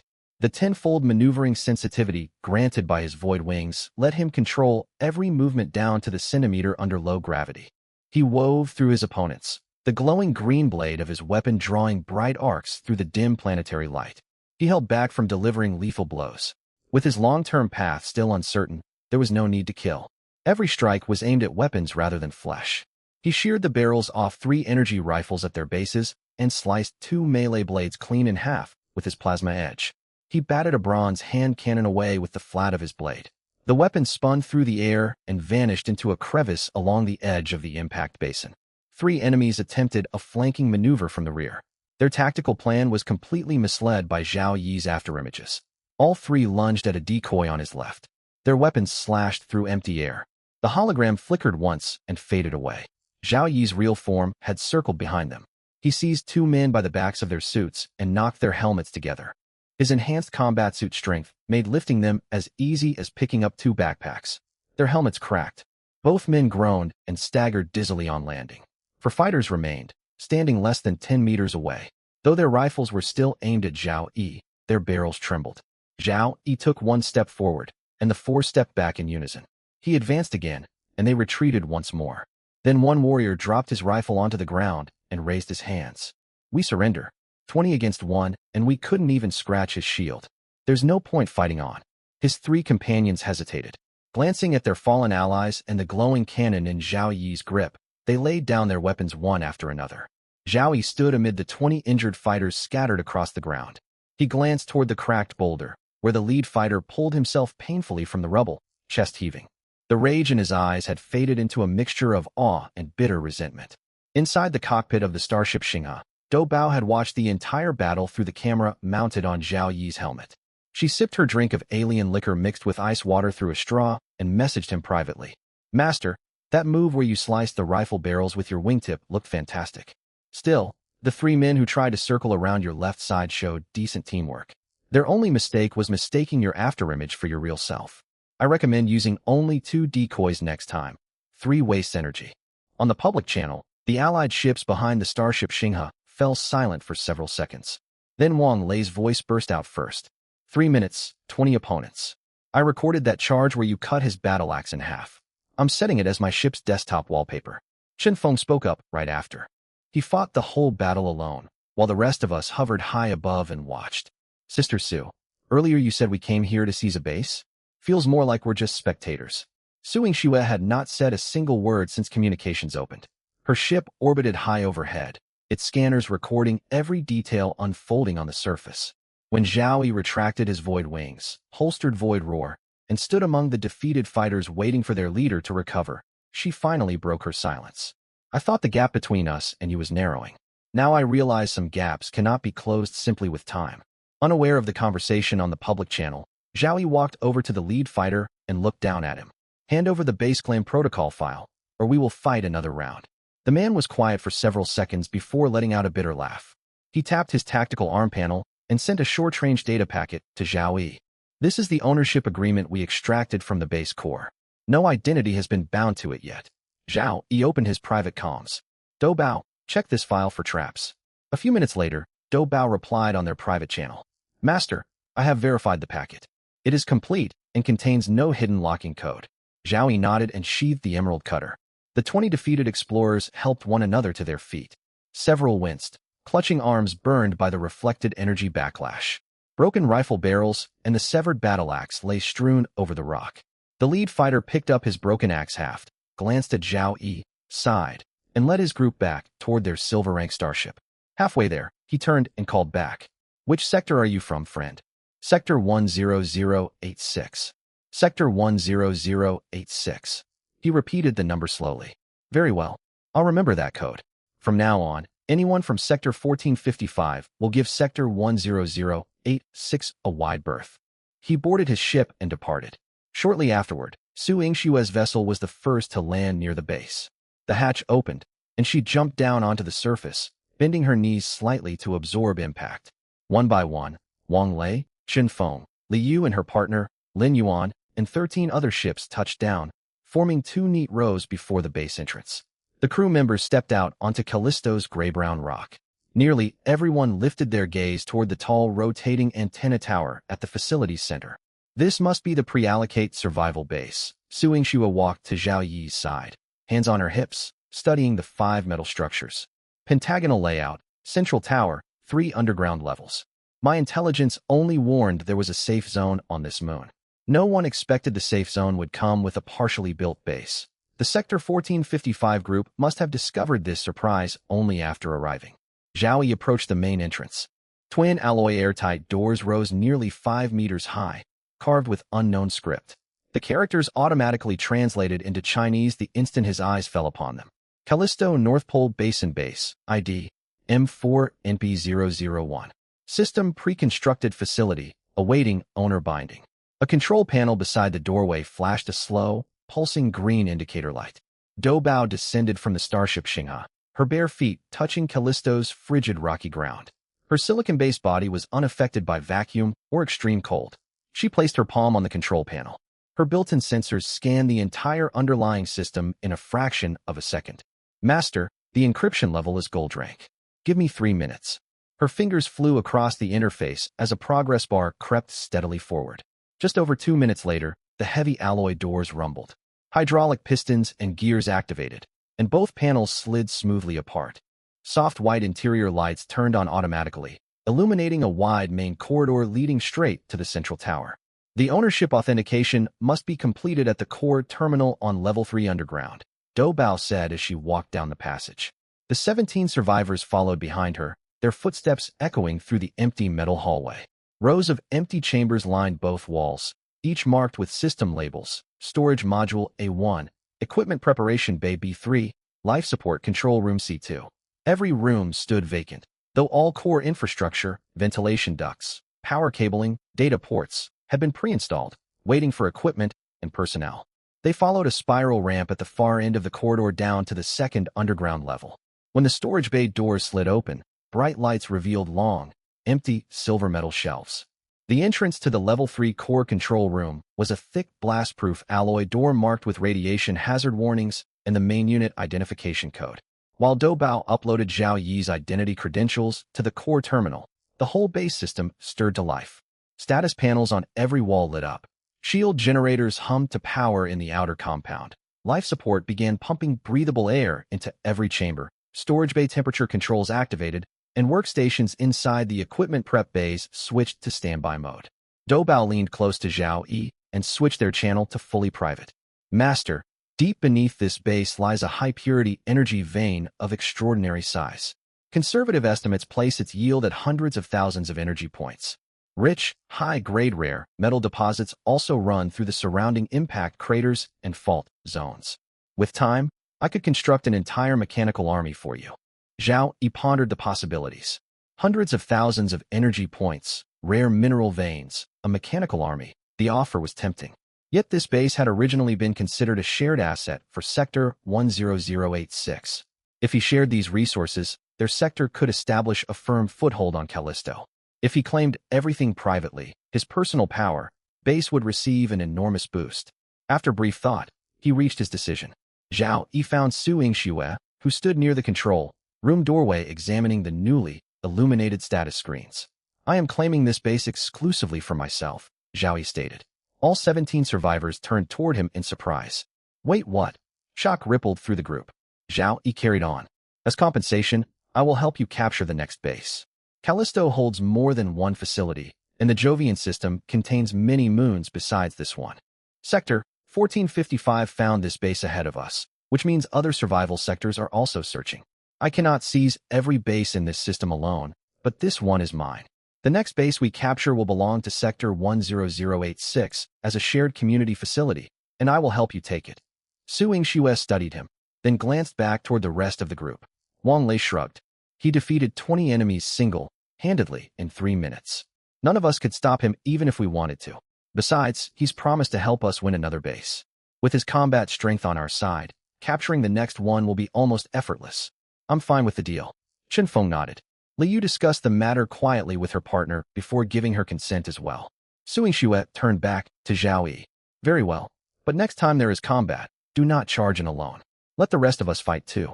We came here to seize bases, not merely watch battles. Everyone accepted the arrangement, much to Zhao Yi's satisfaction. The group then held a strategy meeting inside the control room. Su Yingxue pulled up a full planetary scan map and projected it onto the main display. Several red markers dotted the terrain around the North Pole Basin, marking potential base sites within nearby impact craters and fault lines. She circled the closest marker, located roughly 200 kilometers away. This one is our target. Proximity will allow mutual support between our two bases once both are secured. Wang Lei leaned in to check the coordinates. Closer is definitely better. Our group can station ourselves there, and if trouble arises, you can fly over from your base in minutes. Zhao Yi leaned against the edge of the console and agreed. The next hour was spent waiting. Deep on level 3, Dou Bao finished the ownership binding process, her progress bar advancing steadily on the control room monitor. 1 hour later, the counter hit 100%. Every display panel flashed golden light. The core base system was formally linked to Zhao Yi's identity. A system announcement echoed throughout the chamber. System announcement. Survivor Zhao Yi has completed ownership binding for Callisto North Pole Basin base. Reward. 1 free, choice gold, rank chest. Base protection period activated. Duration. 10 days. During protection period, base cannot be attacked or hacked. A golden metal chest materialized on top of the main console. Zhao Yi stored it inside his system inventory. Dou Bao walked back up the spiral ramp, her footsteps soft against the metal flooring. Owner, binding is fully complete. The outer shield generator is now at maximum power. The facility will remain completely safe for the next 10 days. You are free to depart. Before leaving, Dou Bao temporarily removed the Starship Xingha's photon beam cannon and Gauss rapid fire turret and mounted both weapons to the base's outer defense ports, adding an extra layer of deterrent firepower beyond the energy shield. The Starship Xingha lifted vertically into the sky. The 200-kilometer flight took only a few minutes. Their scanners soon locked onto the signal of the second target base, perched on high ground at the rim of an impact crater. Around a dozen ships were parked outside, most bronze rank, a few black rank, and 1 silver vessel. Zhao Yi recognized that silver-class ship. He zoomed in his scanner view. Several hull plates were bent and peeled away, damage caused by the shockwave from his void disintegration cannon's warning shot. The ship bore the official insignia of Sector 1455's Joint Exploration Fleet. The very group he had chased away from the North Pole base had flown 200 kilometers, seized this second facility, and barely settled in when the starship Xinghe appeared overhead once again. Zhao Yi opened the public communications channel. Before he could speak, a voice came from the opposing fleet. "You again?" Static crackled across the channel. Then the weary voice of their leader returned. "We already retreated. This base is ours. We are halfway through the ownership binding process. Can you not grant us a little mercy?" "Half finished means the process is not complete yet," Zhao Yi replied. Silence followed from the other side. Zhao Yi did not exit his starship. Instead, he broadcast a live warning signal showing the void disintegration cannon entering pre-fire warm-up mode. A diamond rank energy signature flared brightly on the enemy detection screens, the exact same signature they had witnessed only an hour earlier at the first base. The lead fighter spoke again, his tone numb with defeat. "Do you know why we chose this site? We picked it because it was the closest possible location to your new base. We thought the most dangerous spot would also be the safest. We assumed that after capturing one base, you would not immediately come for a second. Instead, you showed up 1 hour later." Zhao Yi felt a small twinge of guilt over his relentless pursuit. He retrieved a silver metal chest, weighed it briefly in his hand, and placed it inside the airlock transfer compartment. A robotic arm pushed the container out into space, where low gravity carried it slowly toward the enemy's silver-rank ship. "Consider this compensation. Take the chest and move your people out. Travel far away. If I see your group anywhere on Callisto again, there will be no further gifts." The lead fighter caught the drifting silver container, held it tightly, and stared down at it for several long seconds. He drew a deep breath and spoke into his comms with resignation. "All ships, prepare for evacuation once more. This time we travel far. Head for the far side of Callisto. No, set course toward Ganymede. We are putting as much distance as possible between us and this man." The Sector 1455 fleet lifted off and departed. Dozens of spacecraft ignited their engines one after another. The blue, flickering flames from their thrusters cast dancing light across the rock walls at the edge of the impact crater. Leading the formation was the silver-white vessel. A warped metal panel on its hull shook loose as it accelerated, dangling precariously and flapping loudly under the force of the airflow. The fleet soared over the mountain ridge east of the crater and headed toward the far side of Callisto, moving faster than it had during their last retreat. Zhao Yi watched the convoy vanish behind the ridgeline, then turned back without ever stepping foot inside the second base. Su Yingxue had warmly invited him in, yet he had paid her no heed. What did not belong to him was not worth seeing. Minutes later, the Star River touched down on its landing platform within the North Polar Basin. The instant Zhao Yi stepped out of the airlock, his gaze fell upon the metal lintel above the main entrance of the base. Its old system-generated sign had been burned away by Doubao's laser, replaced by 4 large etched characters, Star River Base. He passed through the gate and walked down the main corridor. The soft light strips had been adjusted to a warm, comfortable white glow. Several empty compartments lining either side of the hall stood open. At the far end of the corridor, the door leading into the central tower hung ajar. He pushed it open and entered the spacious command hall on the tower's ground floor. A long metal table now occupied its center, covered by a dark red shock absorbent mat, and set with 2 place settings. On the warming tray rested a plate of grilled lamb chops, alongside roasted vegetables, thick soup, cold seaweed salad, and a pot of hot tea. An open bottle of alien wine sat in the middle of the table. Floor, 2 ceiling windows stretched beside the table. Beyond the panel, Callisto's gray-brown surface rolled into the distance, while Jupiter's great red spot slowly rotated into view. Doubao turned away from the table. She was wearing a brand new apron. "Master, your quarters are on the 2nd floor of the tower, all prepared. 3 extra cushion layers have been added to your mattress. Your nightstand is a metal storage crate salvaged from an abandoned mining ship, and the lights are set to warm brightness." Zhao Yi sat down, picked up his metallic wine cup, and took a sip of the alien liquor. He cut off a piece of lamb chop and chewed it slowly. Doubao sat opposite him, holding a data tablet. Rather than operating it at her usual frantic pace, she only swiped across its screen occasionally, spending most of her time watching him eat. "How is the base coming along?" Zhao Yi set down his cutlery and lifted his wine cup. "The framework is complete, but the interior is empty. Doubao rotated her tablet toward him, revealing a three-dimensional blueprint. Cross-section diagrams of the 5 buildings and 3 underground levels were highlighted in different colors. The system delivered us a half-finished structure. Walls, flooring, ceilings, cable troughs, and ventilation shafts are all installed. None of the core systems, however, have been supplied. Most importantly, the energy hub is vacant. Right now, the whole base runs on backup power drawn solely from the shield generator. Once our 10-day protection period expires, the shield will drop without a permanent power core, leaving us with nothing more than an empty metal shell. The warehouse bays have their shelves fitted, but no automated sorting system. Equipment bays have pre-cut connection ports, yet all fabrication, repair, and weapon modification machinery must be acquired separately. Zhao Yi wiped his mouth with a napkin and began to think. An empty base was fundamentally no different from the 6-meter 2 tin he had started out aboard the Star River.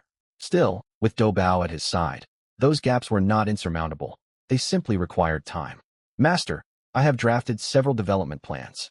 Doubao swiped across her tablet, bringing up a long list of facilities. We can build a geothermal power station directly above the high-purity energy, rich vein running beneath the base. Heat exchange generators driven by geothermal energy will supply our power. Once fully operational, this site can produce over 5,000 energy points each day, dozens of times the natural recharge rate of the Star River's power compartment. Rare metal veins along the crater rims can be mined to forge high-grade alloys for constructing armor and weaponry for our mechanical legion. What we lack right now is construction hardware, mining lasers, smelting furnaces, and precision lathes. Building everything completely from scratch would take far too long. Zhao Yi pulled the newly obtained golden random selection chest out of his system storage and set it on the table. He could select engineering equipment directly from it, yet he was only allowed to pick a broad category, not specify the exact machinery. If he chose starship hardware or human-grade gear instead, his own combat strength and that of his vessel could improve dramatically. He lifted his gaze toward Doubao. This is a tough call. What would you advise? Doubao tilted her head. Master, this is a strategic decision. I cannot make that choice for you. I do, however, have an idea that might help you reach an answer. Zhao Yi blinked. An idea? Tell me. We can go for a flight and take a proper look at our new home. Home. The word stirred an unfamiliar warmth deep inside Zhao Yi's chest. Doubao was right. This place was now his home. After a short pause, he nodded. Very well, let's fly out. Zhao Yi walked to the entrance and opened the outer door. Thin traces of Callisto's upper atmosphere drifted inside. He leaped out, with Doubao following close behind. His void wings snapped fully open on his back. Skimming low along the rim of the impact basin, the ion streams from his wingtips carved shallow grooves across the ground. Doubao flew behind him. She required no wings or thrusters. Her body functioned as its own vehicle, moving through space with far greater freedom than Zhao Yi. They soared above the basin edge. Ancient craters stretched out beneath them, their shadow-covered bottoms and layered rock walls recording billions of years of meteor impacts like the growth rings of trees. They crossed a fracture zone where geological forces had torn apart sheets of ice. Deep, blue, crystal, clear ice on the exposed cliff faces sparkled under starlight. Zhao Yi pulled sharply upward. Every thruster nozzle on his void wings angled downward, lifting him hundreds of meters vertically. Callisto's gray-brown surface shrank rapidly below. The impact basin became a huge circular indentation, while the white, glinting Arctic ice cap glowed on the horizon. He hovered in mid-air and looked down at his base. Its 5 metal buildings formed a pentagon. The signal antenna on the central tower rotated slowly, and a pale golden shield membrane wrapped the entire compound. Jupiter filled 1/3 of the sky. Its great red spot turned gradually toward the dark side of the planet.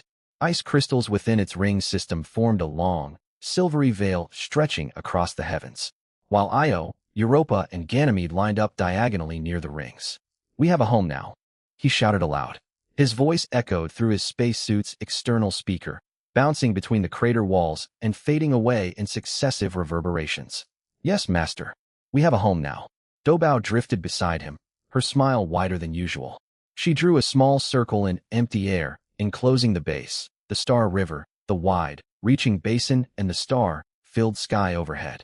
Wherever master goes, Doubao follows. Once I followed a ship. Now I follow our home. As she spoke, her body tilted gently toward Zhao Yi. Zhao Yi hovered and stared down. Far from Earth, on one of Jupiter's moons, With the countdown of the protection period ticking away and Star Beast threats lingering on the horizon, he possessed a home. The base stood empty, its energy hub uninstalled, his mechanical legion not yet assembled, and his protective shield counting down second by second. Yet here he was, standing above his own settlement, with his android companion beside him, Jupiter's great red spot, and its silver rings arching overhead. Back on Blue Earth, he had been nothing more than an ordinary man. Out here, he owned a home. Half an hour later, they returned to the base.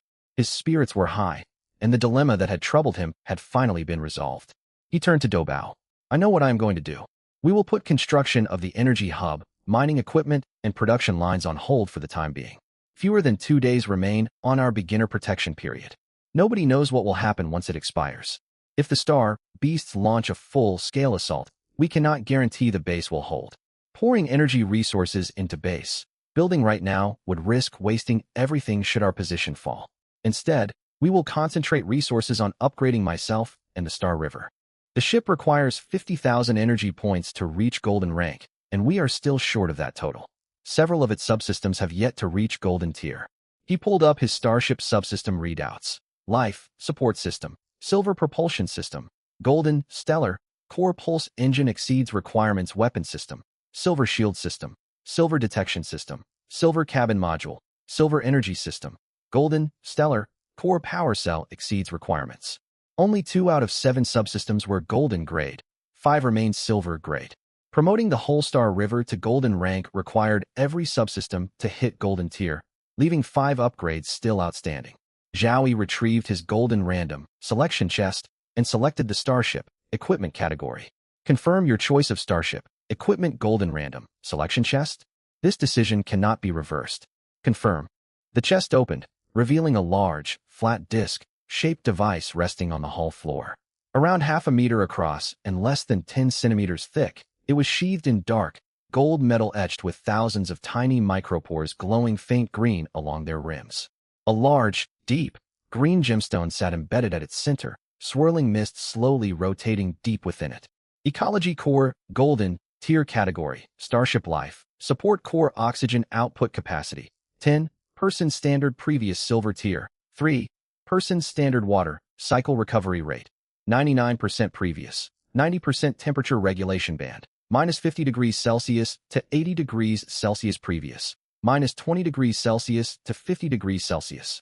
Air Purification, filters all known toxic gases and particulates, including moderate, concentration Star Beast toxins Previous, low, concentration only special effects, self-sustaining ecosystem. The Life Support System can run independently for 90 full days with 0 external resupply in a sealed environment. Small-scale edible plants may be cultivated inside the ship to yield fresh food supplies. Self-repair, Life Support Piping automatically minor damage repairs itself within minutes. Moderate damage triggers automatic isolation of affected zones while maintaining service in undamaged sections. Installation requirement, Silver, Tier, or higher Life Support interface. Zhao Yi turned the core over. Its connector matched the port fitted on the Star River. His 3 daily uses of the Evolution Touch had already been exhausted on previous equipment upgrades, so he skipped further enhancement work. He transported the Ecology Core to the Life Support port at the rear of his starship.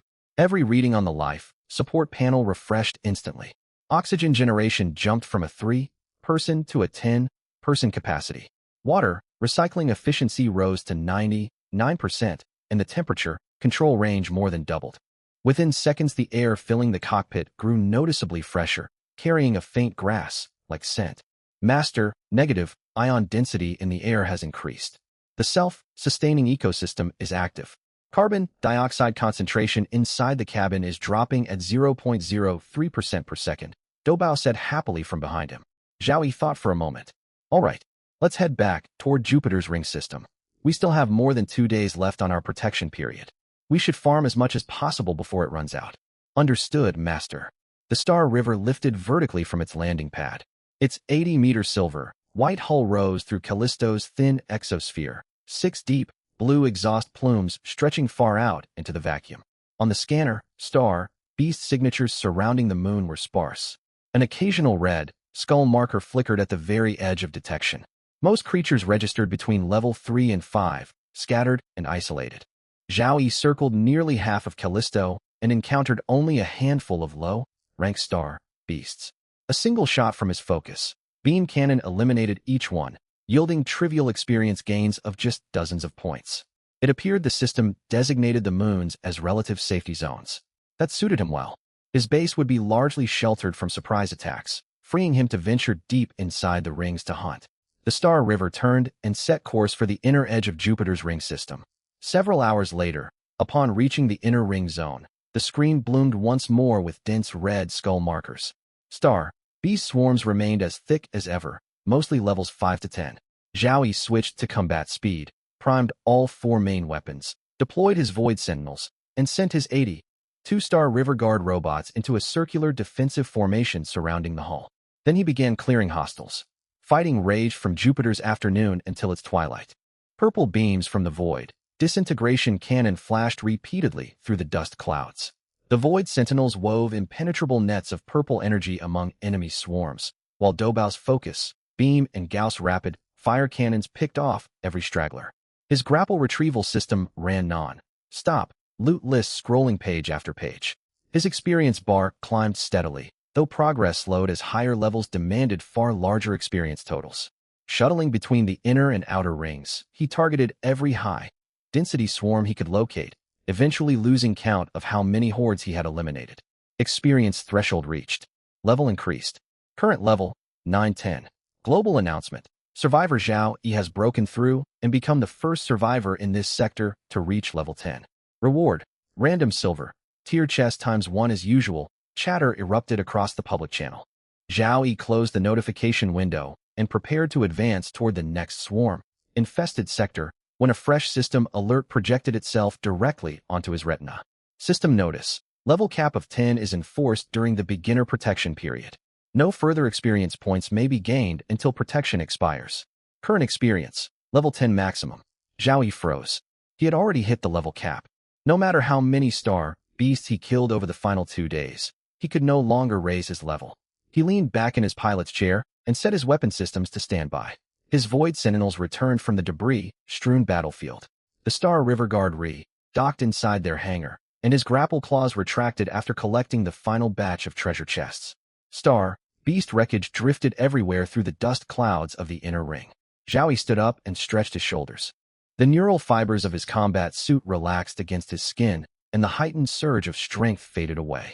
After a full day of combat, he grew tired and prepared to rest. Seated in the co-pilot station, Doubao tallied their spoils. Her fingers flew across dual data screens, unpacking, sorting, valuing, and listing loot for trade in one seamless motion. Cargo bays were once again piled high with chests. 4 silver, tier chests sat separately in a corner of the cockpit, while hundreds of bronze and iron tier chests filled both the cargo hold and passenger cabin. Master, today's loot report is complete, she announced. 4 silver, tier chests, more than 50 bronze, tier chests, and hundreds of iron tier chests. Zhao Yi tossed his newly earned random silver tier chest toward her. He flattened his pilot seat and lay down. Outside the curved viewport, Jupiter's great red spot slowly rotated out of its dark face. 2 final days of protection remained. Red skull markers flickered thickly across his scanner. Held back by the rules of the protection barrier, however, the star beasts remained a distant spectacle rather than an immediate threat. Zhao Yi closed his eyes. Behind him, he heard Doubao quietly fetch an insulated blanket from storage. She draped it gently over him, carrying the faint negative ion fragrance unique to their newly installed golden tier life support system. Zhao Yi woke once Jupiter had completed one full rotation outside his viewport. He sat upright, letting the blanket slide from his chest. The cockpit air remained crisp and purified by negative ions, with a faint aroma of coffee drifting through the cabin. While he slept, Doubao had planted several alien coffee seedlings inside their self-sustaining ecosystem and harvested their very first roasted batch. Good morning, Master. Doubao turned in the co-pilot's seat, holding 2 metallic mugs. One contained freshly brewed coffee for him. The other held her usual alien wine mixed with chilled water. Master, today marks the 6th day of our beginner phase, and we have excellent sales news. She projected the marketplace transaction log onto the main screen. 10 hours worth of completed orders filled the entire display. Iron, grade gear, bronze weapons, Energy rifles, raw materials, and consumables had sold within minutes of being posted. Doubao swiped to bring up her inventory statistics. With less than 2 days left on the protection timer, every survivor is rushing to boost their combat power. Nearly all our previously unsold stock, combined with yesterday's Star Beast drops, has been liquidated.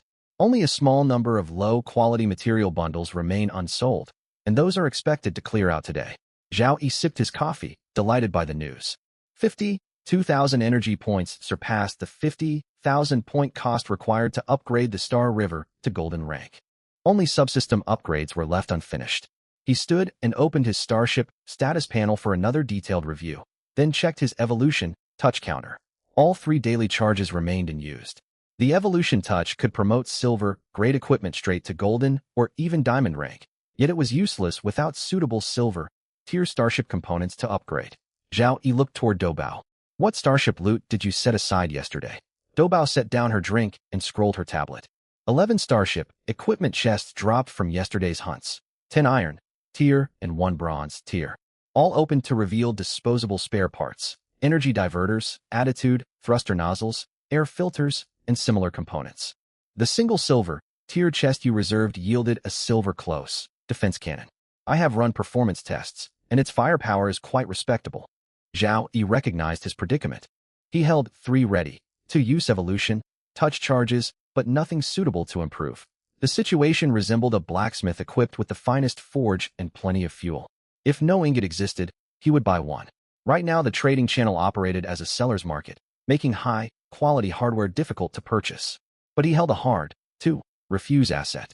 His Finger of Evolution could elevate a useless piece of gear far above market value, which he could then trade for exactly what he needed. He strode over to the storage bay, where in the corner rested the silver-grade close defense cannon Doubao had pulled from a crate the day before. Though its stats were mediocre, his interest lay not in the cannon itself, but in its classification. It was a Starship weapon. On the open market, Starship weapons were worth far more than human-carried weapons of the same rank. Everyone knew a Starship cannon dealt many times the damage of handheld firearms. A high-tier Starship weapon was the most coveted form of currency at a time when every survivor scrambled to boost their combat strength. He carried the cannon onto the workbench and activated his Finger of Evolution. Rainbow-colored light poured from his fingertips and coiled around the gun barrel. Finger of Evolution activated. Target, standard close, defense cannon silver grade. Evolution tier, 2 levels. Silver emerald jadeite, the cannon's ash-gray alloy casing transformed into jade-toned metal. Its barrel narrowed slightly, and its 4 energy guide grooves expanded to 8. Seconds later, the whole weapon solidified into translucent jade-green crystal. The glowing, blue energy core inside the barrel shifted to deep green. The roll had only yielded a 2-tier upgrade, yet Zhao Yi felt no disappointment. Had it evolved all the way to Diamond grade, nobody on the current market would have been able to afford it. Piercing Sky Close, defense cannon jadeite grade. Type, kinetic weapon / Starship secondary cannon mountable damage, 10 damage per round. Fire rate 1,500 rounds per minute. Zhao Yi studied the jade-green cannon. The Star River already sported 2 diamond-grade main cannons at its bow and 2 silver-grade secondary turrets on its upper deck. Its close-range firepower was more than sufficient. Even so, this jadeite-grade cannon was a top-tier piece of equipment most other survivors could only dream of owning. He immediately opened a comms channel to Suing Xue. When the call connected, loud construction noise hummed in the background on her end. She stood in the open space outside the main gate of their second base. Behind her rose several inflated temporary work tents, while survivors in spacesuits hauled supply crates unloaded from starships. Her scanner feed showed simple defensive turrets had been erected around the perimeter. A shield generator hummed at low power, its pale, blue energy barrier covering roughly half of their compound. Zhao Yi, what can I do for you? Her tone was calm, showing no trace of awkwardness after his earlier refusal. I was just about to contact you. 30-plus survivors now belong to our base, all from Zone 10086, with several fresh arrivals from outside zones joining us yesterday. Zhao Yi was used to her strong organizational skills and skipped past the topic. You keep in touch with people from other zones, right? Quite a few. My contact list includes dozens of survivors spread all across the Jovian Ring, from the inner belt to the outer reaches. Word about the Star River from Zone 10086 has gotten around. Lots of people have messaged me asking about you, but I ignored every one of them. Zhao Yi ignored that tangent. I need a favor. I've got an extra jadeite, grade starship cannon. I want to trade it for 4 specific gold, grade starship subsystem components. I need a weapon system, a shield generator, a detection array, and a cargo bay expansion module. All 4 must be gold grade.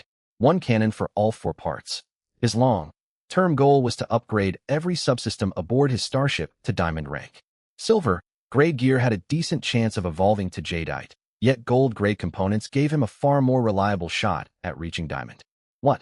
A jadeite grade starship cannon in exchange for 4 gold grade starship parts. Su Yingshua's eyebrows shot upward in shock. She understood better than anyone the market value of gold grade starship equipment on the 6th day of the newbie phase. Most survivors had never even laid eyes on silver starship gear. The jadeite cannon is incredible gear, but gold grade starship components are extremely scarce right now. There is huge demand and almost no supply. Locating all 4 will not be easy. Worry crept into her voice. Zhao Yi wasted no time. He pulled up the full stat sheet for his deep hunter combat suit and shared it with her. Lines of specifications appeared on Su Yingshua's screen. 85 defense, plus 20 to all attributes, miniature thruster pack, vacuum, environment compatibility, a 300-point basic force shield. He had stopped wearing this gold-grade suit after obtaining his Shadow Walker armor. Now it was time for it to earn its keep. If you find the right trading partner, this combat suit is yours as payment. Su Yingshua's pupils widened as she read through the stats. She usually kept her emotions well hidden, yet the numbers on display overwhelmed her self-control. Uncontrollable excitement flashed across her face. Her usual formal smile melted away, replaced by a genuine, joyful grin. Deal. I will drop everything for the next 2 days and search Outer Zones non-stop. I promise to gather every component you require within 48 hours. All right, I will wait for you. Newbie Phase, Day 7. Over the past 24 hours, Zhao Yi had avoided traveling deep into the high-density inner belt. His experience gain cap had been reached. He piloted the Star River on patrol through the safe zone on the outer edge of the debris field. His detection array scanned at maximum power, uncovering treasure chests tucked inside asteroid crevices. Star beasts in this safe region were low, level, and thinly scattered. His beam, lance cannon picked them off with a minimal, energy shot 0.2 energy units. The day passed peacefully yet profitably. His scattered gains added up to resources worth another 8,000 energy points.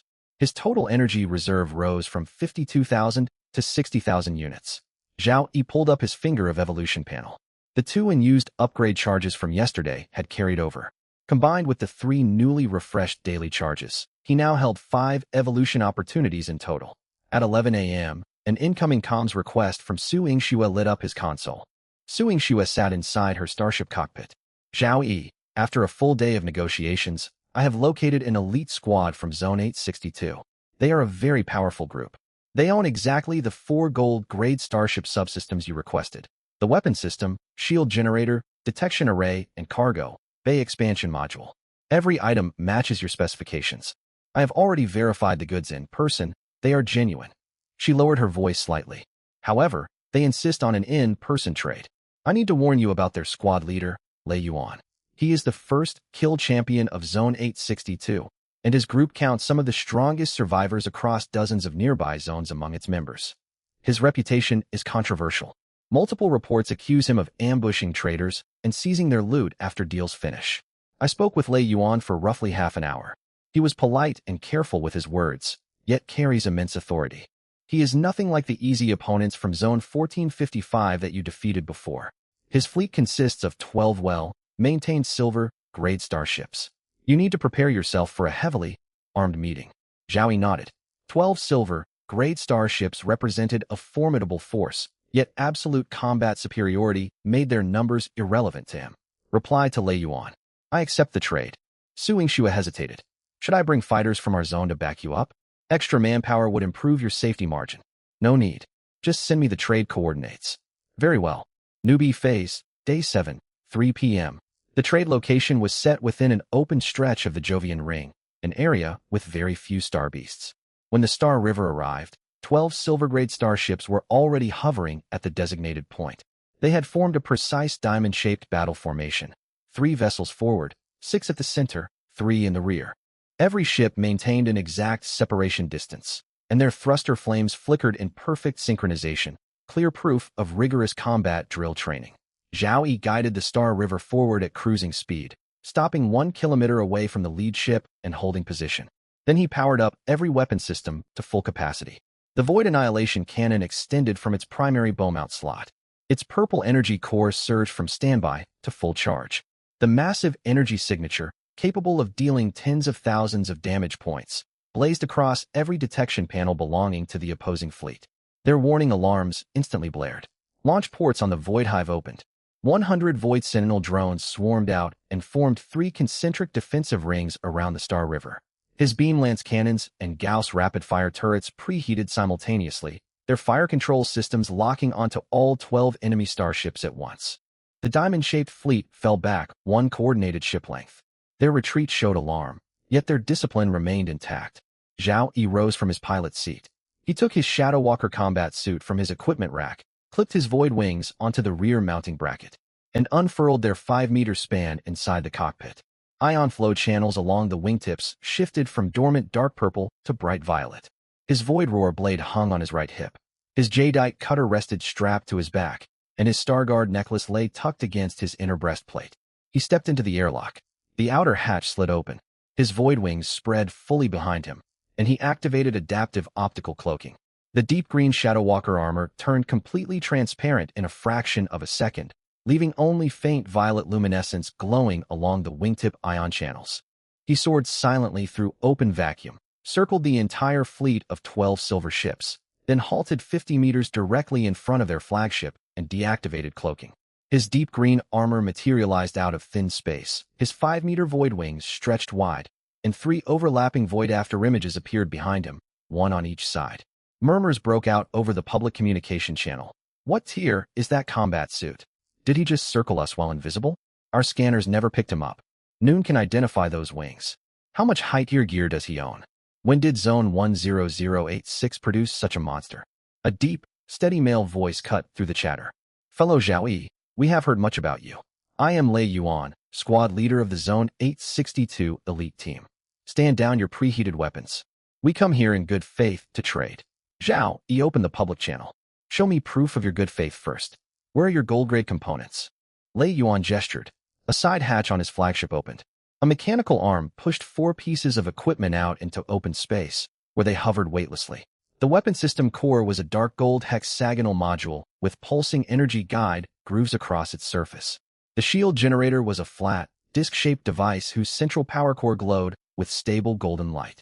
The detection array stacked 3 trapezoidal sensor panels etched with thousands of microscanning receptors.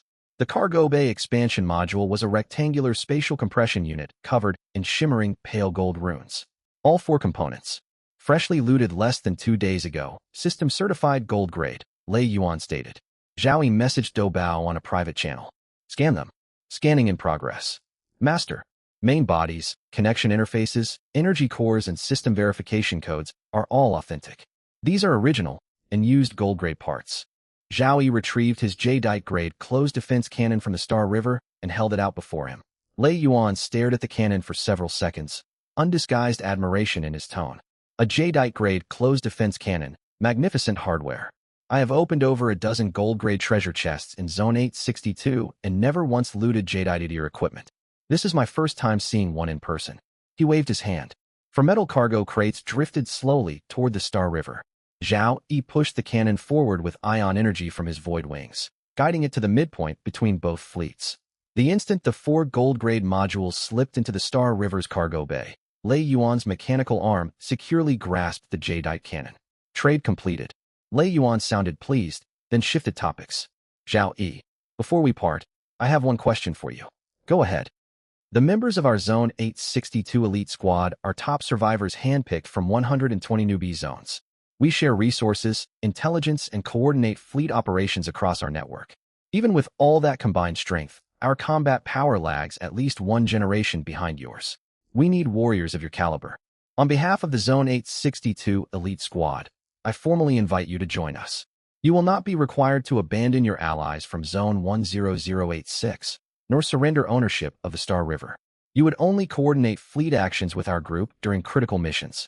In return, you receive priority access to resources from our On-120 network, unrestricted intelligence reports, and the rank of Deputy Squad Leader.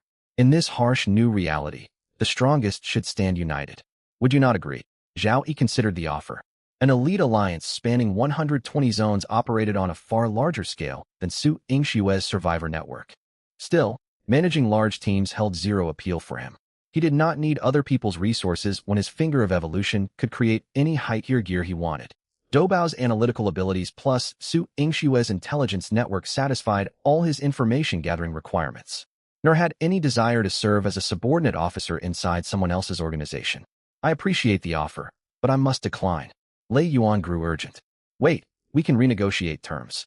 If Deputy Squad Leader feels insufficient, I can grant you independent command rights over Zone 862 and 6 surrounding territories. You would answer to Noon and enjoy full operational freedom. Your starship, base, and equipment remain entirely yours. Name any conditions you wish. Zhao Yi had already turned and begun flying back toward his ship. His void wings streaked through vacuum, leaving 3 fading afterimages in his wake. He sent one calm reply over comms, neither arrogant nor hesitant. Sorry. I prefer working alone. Minutes later, he re-entered the Star River's airlock. Outer hatches sealed shut, and pressurized air rushed into the compartment with a hissing sound. He stepped back into the cockpit. Doubao had moved the 4 new gold-grade components beside the workstation, running interface compatibility diagnostics one by one. Master, all 4 scans are complete. Every component's connection standard is fully compatible with the Star River. Installation can begin immediately. Doubao reported cheerfully. Also, Lei Yuan sent you a private text message. He states his invitation will remain open permanently, should you change your mind. Ignore it. Understood. The Star River turned, its 6 deep blue thrusters carving a glowing trail across space as it set course toward Ganymede. Several hours later, the starship touched down on the landing platform inside the northern polar basin. Zhao Yi stepped out onto solid ground. Above the main entrance of their base, the 4 characters Star River Base glowed warmly beneath the pale blue shield barrier. Su Yingxue waited for him there, eyes full of anticipation. Did the trait succeed? Zhao Yi understood exactly what she hoped for. He handed her the Deep Hunter combat suit, then walked straight inside the base. Inside the command tower, Zhao Yi laid his 4 newly acquired starship components out across the long conference table in the operations hall. 5 evolution charges remaining. He stretched his fingers, placed his right palm upon the gold-grade weapon system core, and rainbow-hued light seeped out from beneath his fingernails. Finger of evolution activated. Target, weapon system core, gold-grade. Evolution tier, 2 levels. Gold, emerald, diamond. Golden radiance collapsed inward, and deep violet energy exploded outwards from the module's core. The hexagonal outer casing transformed from dull gold into translucent crystal-textured deep purple. A fast-spinning diamond-shaped energy nucleus floated suspended inside. Battlemaster core, diamond grade. Type, Starship Weapon System mounting slot capacity, for 8. Fire Control Suite, can lock onto 1,000 targets simultaneously. Automatically analyses incoming enemy attack patterns and generates real-time evasion routes. Ballistic strike prediction accuracy increased to 99%. Unique abilities, weapon overclock, spend double energy to double any cannon's damage output for 30 seconds. 1 hour cooldown. Hive Command, establishes a direct link to your Void Hive drone system. Raises maximum Void Sentinel capacity to 200 units, boosting drone AI coordination efficiency by 50%. Description: once installed, every cannon aboard the Star River gains the equivalent of a dedicated elite fire control officer.